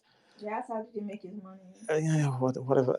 The point is that at some point, the kidnapper says to the judge, "Oh, he puts a gun next to his head, and the judge pisses himself. Great trip that we've seen, 100 times in other films. But he pisses himself, and then he looks at him and he goes, "Oh, I guess you're not so untouchable." And I'm like, what does that line of sentence? What does that mean? What does that sentence mean in the context of somebody that just pissed himself? By the way, he's already been roughing him up by then. So it's not like, oh, he was keeping his distance and then all of a sudden he's been roughing him up right up to the toilet. Uh, it's just he pissed himself and he goes, "Oh, I guess you're not so untouchable." And I'm just thinking, if any If anything, somebody that pisses himself is more untouchable. If anything. But the way this film is conceived, I don't know whether in script or just I don't know whether this is just all Robert Peters' fault, but like it's just pure incompetence. I don't know how else to put it because this is not a line that makes sense in the context of things. And I say this not because obviously it doesn't matter in the grand scheme of things, but this is what the whole film feels like to me. Um, why is this here at this point? For what reason? The twist that we put in here, why is it there? Like, what's the point of it? They decided to go fictionalized. Oh, we're going to do it. Why? Why have you gone to go fictionalize? Why? But why is the twist there? What's the point of the twist? What's the point of the twist? By the way, a twist that I called in the first because I recognized the bomb of the person who was walking to the toilet. It's very, very. It's like they're very distinct. The people up there, the people up there have just like I'm just so I'm just I'm just I'm not quite sure why things that were in there except for incompetence, and that's the best. I think that's the best explanation we can give is that just pure unadulterated incompetence was used. So look forward to whatever the next project is. That's going to be a blockbuster. All right. Tell us how you really feel, Mr. C. Um, yeah, I think I'm just gonna be stressing on the incompetence as well. The choice to the choice to make this fictionalized and then just neglect filling in gaps that exist in the actual story and to use in at least the reports of the story and to use this fictional version for absolute nonsense um felt quite criminal. It really did feel like they used this is fictionalized to add the romance in the sky, which, oh my god, such a pick me terrorist because she goes, "You're not like the others," and he blushes and is like, "Oh, shucks." And to do this stupid twist in the end with the air stewards, and it was a very stupid twist. I I still remember when it was happening, right? We were Mr. C and I were looking at this going, Mr. C was like, "Oh, I take it Sharon's the mole then." And I was like, but there was this scene where it was just Sharon and one of the kidnappers, and she was turning to go back to the sea. It's like, do you think is this the first time Nollywood is going to do something just for the audience? I'm like, shit. Oh yeah, that is true. They have done this. There was just no point to it. There was no point to it, and that's why they put all the stewards in that stupid wig. So it could be, oh, you can't tell who this is from the back, but what was the point? There was no point to it. Now I did just some basic reading a few articles online about this hijack 93 because I was like, what happened, what did happen. And the literally the thing Mr. C talked about earlier, right? They've gone, oh, this is fictionalized, and then they've gone, in 1993, this happened, but there were no fatalities recorded. Now they're using the picture, they use the picture of the four boys that every article seems to have. So they must have read these articles, right? That's where they've pulled these pictures from, or they got it from wherever everyone got that same picture of the four guys, right? That did the kidnapping, the hijacking, and every article mentions that the steward was killed. Every article, just quick Google search, right? Read a few articles. Every article mentions that a steward was killed. This is incompetence, not even in the shooting, not in the filmmaking, not in the storytelling, in one stupid block of text at the end of the film. And you are not even competent enough to get your story straight for one paragraph.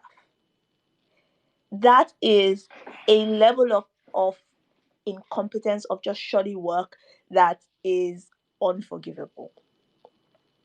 And that's not even moving on to the actual work done in the film, the storytelling. So again, I'm reading the articles and I'm seeing, oh, they asked to be diverted to Frankfurt, right? But they hijacked a local flight, and I'm thinking that's stupid, right? I don't know why they did that. Maybe a local flight was the only thing accessible. They've made this fictionalized. This is a chance to fill that gap in with something, right? Doesn't have to be accurate. No one knows why it was a local flight instead of an international flight, right? We don't know why they were choosing Frankfurt. You've made this fictionalized. You have a chance to add some substance to this that other people don't have, right? Because again, it doesn't have to be true. You've said this is fictionalized, but no, we don't do that. We give some stupid backstory to some guy that again does not even tie into the actual political motivations. My area used to be terrorized by thugs. Okay, these guys are hijacking a plane, right, to make a political statement against military rule and a drive for democracy. This was an era of a lot of military human rights abuse, right? Just change the line. That area was terrorized by soldiers, right? Soldiers raided the area and something, anything to give them this extra ginger, extra motivation against military rule, this extra push towards democracy, something, anything, nothing. In fact, they don't even bring up MKO Abiola until they are stranded in Niger, right? And they eventually start trying to think up shit and coming up with demands. It This push for democracy doesn't even feature until much later, and it feels like an afterthought, like an add-on. This I felt nothing for anybody. Felt absolutely nothing for anyone. Actually started making me side with the government. Not really. But you get what I mean. It was just I was just like, I feel nothing for you. Y'all are doing the most. And I don't understand what you're trying to achieve. Except getting yourself and a bunch of other people murdered. And the whole speech of who will stand with us. I have kidnapped you from the air and held you hostage. Who will stand with me? And the son of the Chinese ambassador who held up the plane, right? They left late because he was coming in his limo and had four soldiers jogging on either side of his limo up to the plane door, was the only one to go. All my life, I was taught that people, all humans are equal. Bro, who's equal to you? You came in a limo, they held up the plane, and soldiers jogged by the side of your car. I will stand with you. What did he standing do? I will stand with you. Did not speak to the military men on ground, did not make any sort of statement, just chilling on the plane and didn't leave when the others left. And what does he do? Get poisoned for his efforts. And they just count on the goodwill of the kidnappers to let him go instead of letting him die to prove a point. I'm sorry. The absolute just because again, and I've said this multiple times, we don't ask why. When we don't ask why we put an action, we put a thing, this has happened. Why did this happen? Why are these people making these choices? You don't have to spell it out to me on screen, right? Why these people are making these choices. But if you have thought about why these people are making these choices, the choices will make sense when you put it on screen for me to see, right? We have this Niger military guy who has given absolutely zero fucks about everything throughout, right? When they were doing Mayday, I want to land, he was like, denied, let them be someone else's problem. And they still coconut headland. He's just giving barely any fucks, right? And we get to the end and he's like, oh, I have a son their age at home, so I'm not gonna what them or something like that. I'm like, sir, I thought you didn't care. Why do we suddenly care about the young hostages? And I'm sorry, that scene where this guy is seeing the light and he's seeing his daughter in the lights, I was it supposed to be funny? Was it supposed to be funny or was it supposed to be emotional? I I don't understand. But again, watching this, I was entertained. I was entertained. When you talk about it, it's like I'm not surprised. Again, even though the director's different, right? It very much feels like Glamour Girls, right? The from here to there to anywhere, the anyhowness of this whole film, right? I'm like, I'm not surprised this is from the people that brought you Glamour Girls. You can change as many directors, you can bring anybody in, but it seems like at the core of it, the foundation is pretty rotten. So they're going to keep giving us hot garbage. So yeah, those were some of the things I did not like about Hijack 93. Does anyone have any pushback? Yeah. Well, actually, it's not pushback. I wanted to just build on something you said. Like the guy with the daughter running towards him at the end, that it looked funny. I think his whole performance was funny. I think that his acting style, he seemed to be in a completely different movie, and I think the movie he was in was a Yoruba movie, because the way that, when he has his emotional scene talking about his daughter dying, he's bugging his eyes, I'm talking like this. I mean, it was just like, I was like, what the hell is this? This is like a Yoruba movie, the style of acting. So I don't know, that's not a significant point, but it's just something that came to mind. All right, thanks, Uchenna. Otas, you have your hand up. Yeah, my pushback. I don't remember who said it. Whoever was upset about Men Don't Cry. I don't know. I think it's odd because they're a revolutionary group. So I would expect that they want to send people into battle who are strong and stoic. I just think it would be very odd if someone is hijacking a plane and started crying. And so, in that context, I feel like that makes more sense than not.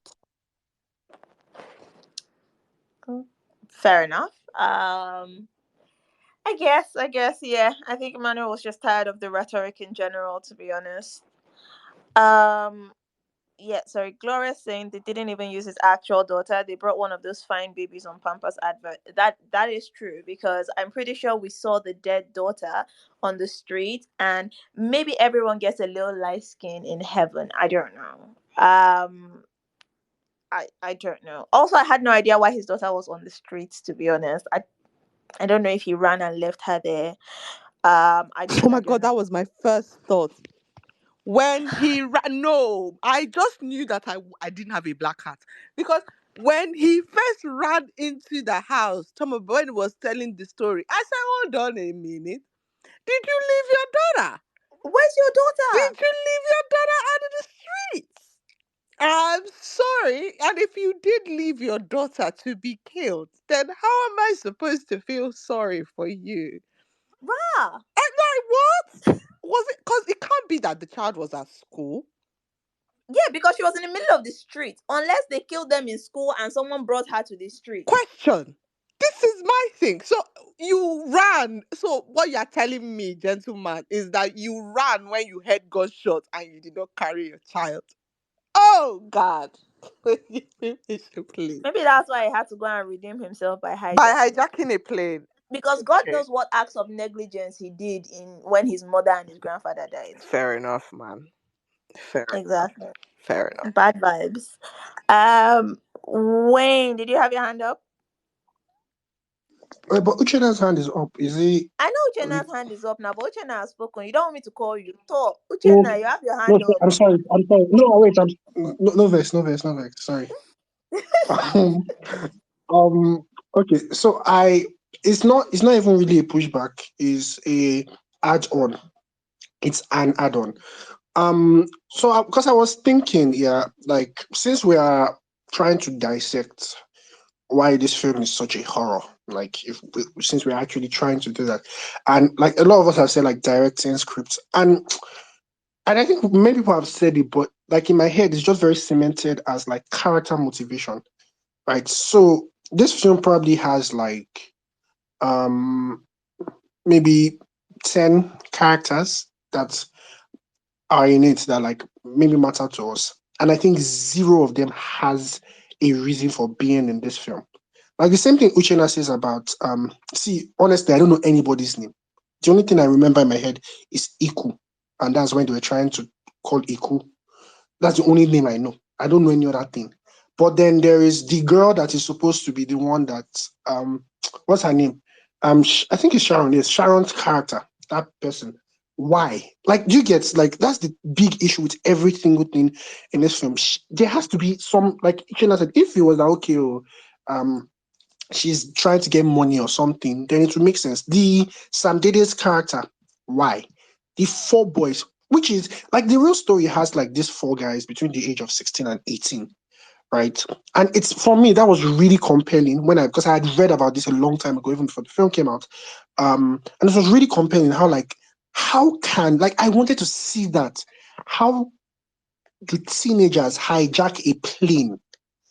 Right? That has to be like that has to drive a writer crazy. If I want to recreate a story, how four teenagers can hijack a plane that has the vice president of China in it. Not whoever they put in this one in their own fictional this thing. They had the vice president of China in this plane and they hijacked it.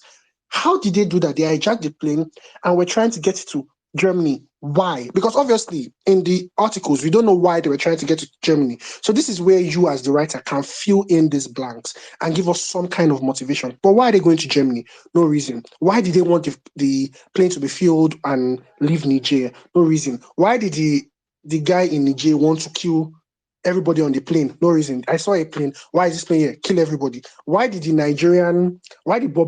Bob Manuel in the film? No reason. Why did Charles of Play Network do anything to this film? No reason. Why did Netflix accept to put this film on their platform? You get, like, there's no motivation for anybody in this thing. The only people that are motivated in this whole story are us. And our motivation is anger. Apart from us, no other person is motivated.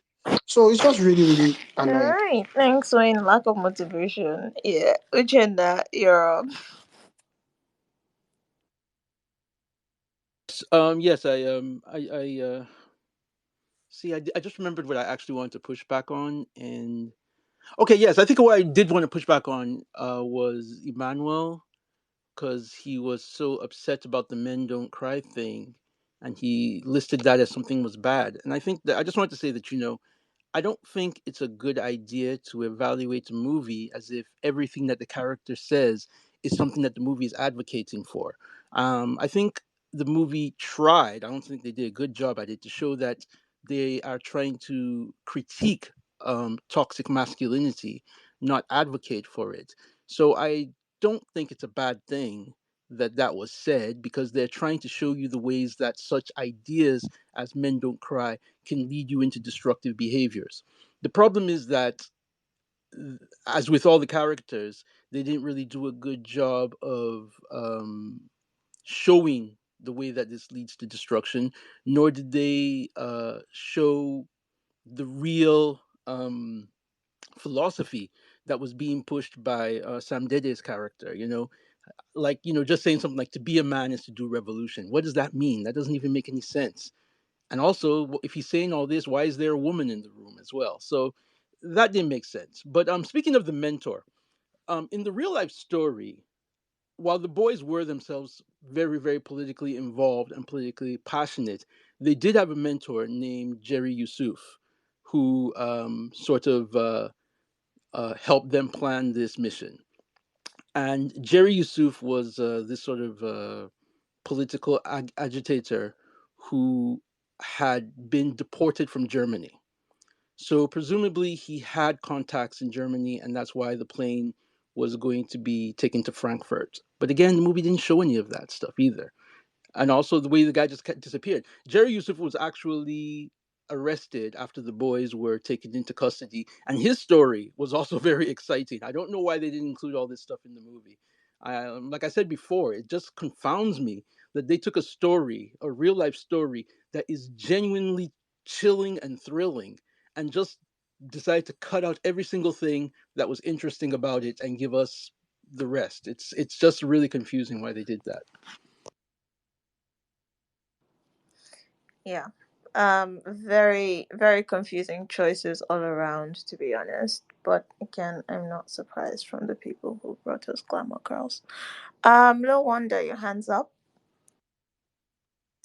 Yeah, I'm trying to reiterate the point of Uchenna as regards, okay, the who say the cult leader or whoever is the puppet master, that's Sam Dede. We need to try, like, for us to believe that he was able to manipulate or inspire. I don't want to use the word manipulate. Let's say inspire, because they seem to be activists naturally, or maybe it was their backstory that pushed them to do what they wanted to do. But the person that you are calling the puppet master or the instigator or the professor, like, let's say this, let's imagine this money heist. Who is the professor? The person needs to have a backstory as well, and the influence that the person has on the characters to make them, make that kind of a decision. It needs to be spelled out. And I think they didn't do that very well. I don't know, probably they didn't plan to give them backstories. And then when they decided to insert it into the contest, they couldn't think so far about what it was. But, Sam Dede, I was looking at it that, okay, what is right from the first scene you get? That first scene was like a chance for them to push this agenda to us. You get push this agenda in such a way that we'll probably even root for these people because they are not meant to be like heroes or whatever, maybe anti-heroes because of what they did, but like push this agenda for us so that we just grab onto that and then it will sustain us for the entire film. So what's the agenda? What is the, is the, even if it is political, make it like spell it out in such a way. Is it the good versus the bad? The bribery, the bribery or the corruption in the government is too much. Like spell it out so that okay, let us hold on to that, and then it will push on. But it was, they were trying to do so many things. You get? I'm not like I don't believe the people that wrote the script or the people that do this. They are not like intelligent people. I think the problem was they did not have a clear vision, you get, because you should be able to summarize whatever projects you want to do into one line or one sentence or one agenda. Okay, this is what we are trying to achieve. Bam. And then every other thing that revolves around it. I believe they were trying to do too much. And then because of that, doing too much, the character that will motivate these hijackers to do whatever it is that they are doing, you flop that character and you didn't give that character enough, enough depth, enough power, or enough, character angle for us to believe that okay, this person is the puppet master. Okay, this person has the power to push four people and then make them do whatever it is that you want to do. Like, this all pushing people to do. There are a lot of movies that have done that. Think about it. Like, is it Hotel Mumbai? This group of terrorists that went into a hotel and started doing something. They made sure that they tell us like the reason why this person who is the puppet master or who is the godfather or whatever it is you want to call it, they pointed it out. They used a religious angle and it was well spelled out. This is meant to be a political angle. You get, you can't, when it's meant to be a political angle, you spell it out. You understand? MKO Abiola is the one person that's supposed to be president. Okay, no problem. What is it like? What is the ingredients of that storyline for us to believe this thing? It's they had the plan. You get, I believe there was a concept in their mind, but to just execute it in the right way or the right manner was what was the problem. So the idea was there, but the execution and the fact that they were trying to do too much of things, they didn't summarize their whole mission into one and then move around it. What they were trying to do is that probably they were trying to achieve a lot of things, maybe like 7 things with one story, and that's not actually All possible. right. It's not possible to have multiple with one story. Thanks, Low Wonder. Low Wonder said they had concepts of a plan, which I think is honestly more than they had. And Wayne, thank you for your comments. God will bless you, because this I wanted to bring this up as well. When I think, and I'm feeling this a little push back into Uchenna as well. I think when Uchenna was pushing back on Emmanuel's reference to, the rhetoric of, a man does this and a man that and all that blah, and saying the film is not necessarily saying it's a good thing, it's critiquing what push, but the film doesn't know what it's trying to say. Like Wayne said, they had this, they just chucked it in there, right? This scene with the guys at the beer parlor, one saying they're heroes and one saying, they're villains. And it's like, oh, is that what you wanted us to discuss? Is that what you wanted us to sort of debate, to go, are they heroes, are they villains? You've done nothing, you've done fuck all to do a heroes versus villain thing on these boys. You're expecting people to know backstory, and to have already, in fact, the expectation is that people are coming in here already knowing whether they think the boys are heroes or whether they think the boys are villains, right? Because they did nothing, absolutely nothing to build up motivation, nothing to make you root for them, nothing to make you feel, you know what, I might not like their methods, but why would they not stand up in the face of this oppression? They don't show us the oppression. It's just, yeah, they just shove it in there. Like, yeah, this is what I was trying to get you to do the whole time, and it's nothing. It's, again, we've said this word a lot of time, but it is incompetent. It is very incompetent and frankly insulting. Emmanuel, your hands up. I'm going to take you last and then move on to summaries. Okay, thank you very much. This is in response to Uchenna's, like, whether they are trying to advocate or critique, whatever, it's just what everybody has said. The whole thing, like, you cannot even understand the backstory from the four hijackers. I know they opened with a scene where they were like, Sam Dele was telling them, you have to do this. They were echoing the word still, like, I won't give up, like, kind of oneness, that kind of thing. I'm not like, you're saying men do not cry, like, or each time they show Sam Dele, you're always saying that. To realize that we don't even know where these boys, like, the passion, that the thing that led them, that pushed them to hijack the plane, nobody knows. I don't, nobody knows. And the next thing you say, mind don't, men don't cry. In the last scene, you see something revolution. I'm like, you guys are not even making us see the fact. And when you even bring up the backstory of one or two of the characters, there is nothing even relatable to the whole plot, to how and why and the reason why they hijacked the plane. So I don't really see anything. Maybe they are trying to advocate, or it's just like, it's awful that men don't cry thing didn't just work. If it's coming from a place of like struggle, the struggle was real, the oppression and everything. Oh, we lost As a man, Emmanuel. you just need to be you need to keep your emotion tight so that you won't be seen as vulnerable. If you are telling me that kind of thing, I would agree. But from the aspect of nothing at all, on the surface level, I've not seen anything. And if you are passing a message to me and you're saying men don't cry, I'm saying, you, what is the reason? Why did you just say men don't cry? On what? So that's from that part. I know, Uchenna, I know that you understand me. I still understand you, but the movie was just not really what I from part of advocating, from part of critiquing or anything. So it was not just giving at all. All right, thanks, Emmanuel. Well, I mean, I agree. I'm sorry, just real quick. I agree. I understand what you're saying, but I still disagree because even if you don't take into account that it's supposed to be any kind of structured critique of masculinity, it's just something that the character said. And people say things, I mean, I don't know if they still do, but I know back in that era, it was very common. Even when you were in school, they told you boys don't cry. So he said that. I mean, it's a realistic thing to say for Yeah, Nigeria. I mean, I think Uchenna, I hear you, and I think also besides Emmanuel's frustration with the men don't cry and all of that jazz, it just also seems like from where to where, like you said, people say things, but it doesn't seem like there's a why to the saying of the thing. It's men don't cry. Okay, so our motivation to hijack is testosterone and revolution.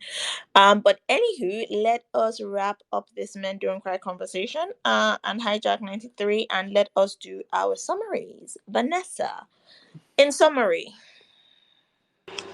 We thank God. Glory, all glory goes to God. Yeah, the future of Nollywood is bleak. Um, if this is the film that doesn't get geolocked, yeah. God bless everybody who worked on the film. I wish you for the best in all your future endeavors. I will not be involved in said future endeavors. Okay, thanks, Vanessa. Otas, in summary.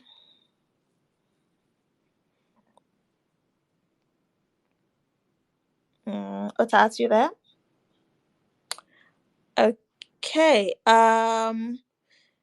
Emmanuel, in summary. Okay, at the end of the day, I think I'll have to borrow from this Yoruba proverb, Kojuma Rebi. I don't want to see this thing again. This is bad, this thing. In Kojuma Rebi, when my eye not see bad thing, all my body is everything is medicine because I don't want to encounter such a movie again. And I know December, this last quarter of the year is filled with like blockbuster movies. So I don't want to still come back and make we chop good food. Let's eat good food because this one is just horrible, tasteless, and all that, and anything you can think of. So it's not just itself. So we hope for something good, a good meal, Amen, very soon. Daniel. Amen. And honestly, I feel like hoping for good food is a lot. Let's hope for the one that will not purge. Otas, are you back? If not, low wonder, what's your summary? All right. I think in summary, maybe it's like an advice to producers or you know companies that do movies, whatever it is that they are called in Nigeria. When you have the funding and you have an idea, they didn't have to get the rights to do this movie because the hijackers did something wrong. It's a crime, so you can actually make like a parody of it, whatever. But when you have the money or you have the fund and then you have the story and everything, try as much as possible to get the most competent hands to for your projects, because at the end of the day, no matter how much you push, like no matter how much money you push into this, if it is in competent hands from A to two that you get this money to, whatever it is that will be the end results would always be something lackluster. And when you get critics saying things and then you're like, oh, this is our hard work, or this I swear, do am if easy, and all those kind of things that Nigerians say. I believe this do am if it's easy is like things that mediocres used to say to prove their mediocrity or to feign away critics from whatever it is that they did, which is wrong. So when you have the funding, try as much as possible to hire competent hands. And the fact that you are giving somebody the chance to act for the first time, that doesn't necessarily mean that they are the best actor or best thespian to perform whatever it is that you are giving them. If you want to hire somebody and give them the big screen for the first time, make sure that you hire somebody that is going to do justice to whatever role you want them to play. That's it. All right. Thanks, low wonder. We're going with advice for this summary instead. I guess you're all talked out about Hijack 93. Wayne, what is your summary?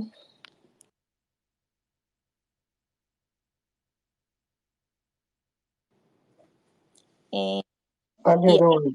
I'm here. I'm here. I was cooking rice. Um. So my summary. Honestly, we don't really know where we are in Hollywood. Let's like. I think we have to, because I think we see some things, and it's covers our eyes, and we think like, oh, we have one or two problems, but we are really in a bad place. Honestly. Um. I don't know. Charles, he has like, I don't know, like six, seven films in the works.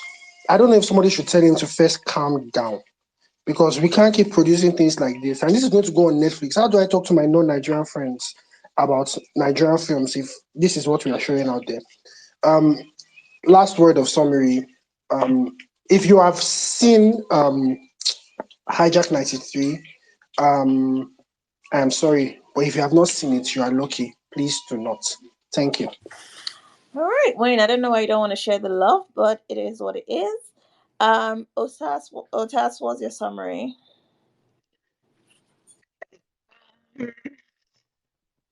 Oh, sorry, you're breaking up a bit. Can you hear me any better right now? Yes, perfect. Okay. Um, what is my summary? The hardest issue I'm having with this movie is the fact that it didn't have to really write a story. And most of the work was really already done for them, story wise. Like the story existed, an interesting story. All they had to do was write some dialogue and some filler plot lines. And then they took the story, somehow made it worse, less interesting, and the dialogue sucked. And so, in general, I just don't understand how we got here. I really don't. I think that I had some expectations for this movie, which first mistake, rookie mistake. And I was very let down by the end product. I was very let down by the suspense they tried to build. And I think the most offensive thing in this movie is that at the end, after I've already suffered through this movie, they throw in that twist with this babe being the double whatever, served no purpose the entire movie. It was just offensive all around. And it's upsetting because they had so much to work with. They had so much to work with. And so if we cannot take an already established story and make it more interesting, I don't know where we're going next. It just doesn't seem like I don't know where up is. But in summary, I wouldn't watch this again. I wouldn't recommend it. Um, I'm not sure. I'm actually interested in learning more about what Nollywood's process is. Do actors sit down and watch these movies afterwards? Do they have notes? I don't know. I just feel like there's so many actors in this movie who should take offense to this end product. But yeah. All right, thank you. What's your process? I think there's a lot of spaces that bring them up to ask that. So I don't know, maybe Mr. Z will send you the next link to the next space that's interviewing actors and directors and asking their process. Uchenna, your summary. Movies are for entertainment. So on a Sunday evening or maybe after work, there are thousands of Nobody them. asked you. And just pick one to watch. Just not this one. Don't watch this one. Pick something else out of the thousands. Yeah, I had to take Oyiko's line since she's not really contributing this week. But to use my own line, this movie was not for me, Not for and you. I don't think it's for anybody else. I don't recommend anybody sees it. And as I said before, I really take no pleasure on shitting on something that people obviously worked very hard on, but this just ain't it. Thank you, Uchenna. Honestly, the only people I feel bad for are the actors. I feel like anyone actually in charge of bringing this to life, I don't feel bad about shitting on them. This was, yeah. Anywho, Mr. C, what is your summary? Um, I don't think this is the worst movie of the year, but I'm not sure. I'm not settled on it yet. I have to go to the roster. I can hear people like Wayne almost certain, but Wayne, I heard something that made me understand why he thinks this is definitely the worst, and he's had a hiatus. Wayne, you've been missing out. Or Wait, so there's worse? When we've seen a Oh, lot, we've been it's through a just lot. You haven't been here. it's just oh my this just God. doesn't strike me Wow. as obviously the worst thing we've seen this year. Um, I do think it fails in almost everything it tried to do, though, which is not something that you can say for for most things. Like, something would usually succeed in um, sound. No, No, okay, not sound. not Come for on. Nollywood. All right, that was a joke. Testing. All right, everybody's awake. For maybe pictures, but like there were points where they even used a phone camera. I'm sure the landing that looked like somebody recorded it on their phone, and they just intertwining it like they don't care. So yeah, just in general, being able to feel this well, this convincingly, it's almost impressive, to be Almost. honest. So if you want to watch it, like, look, have a go. I'm, I, I don't think this was good. This was quite bad. All right. Yeah. I saw a comment that said this film set out to be the worst Nollywood film of the year and failed at even that. And I sort of agree. Wayne, again, I need to go back and see what we've seen this year. I think what is truly unforgivable is them going fiction and going ahead to give us nothing. Actually, I lie. What is truly unforgivable is somebody quoted it and said, "You see why you should stop complaining about epics. This film made people think we should stop complaining about all the epics we've been getting, and that is the true crime here. In summary, this is not good. I can't even say watch it for bands, because I don't think we should encourage Charles to continue to in this path of what he has given us.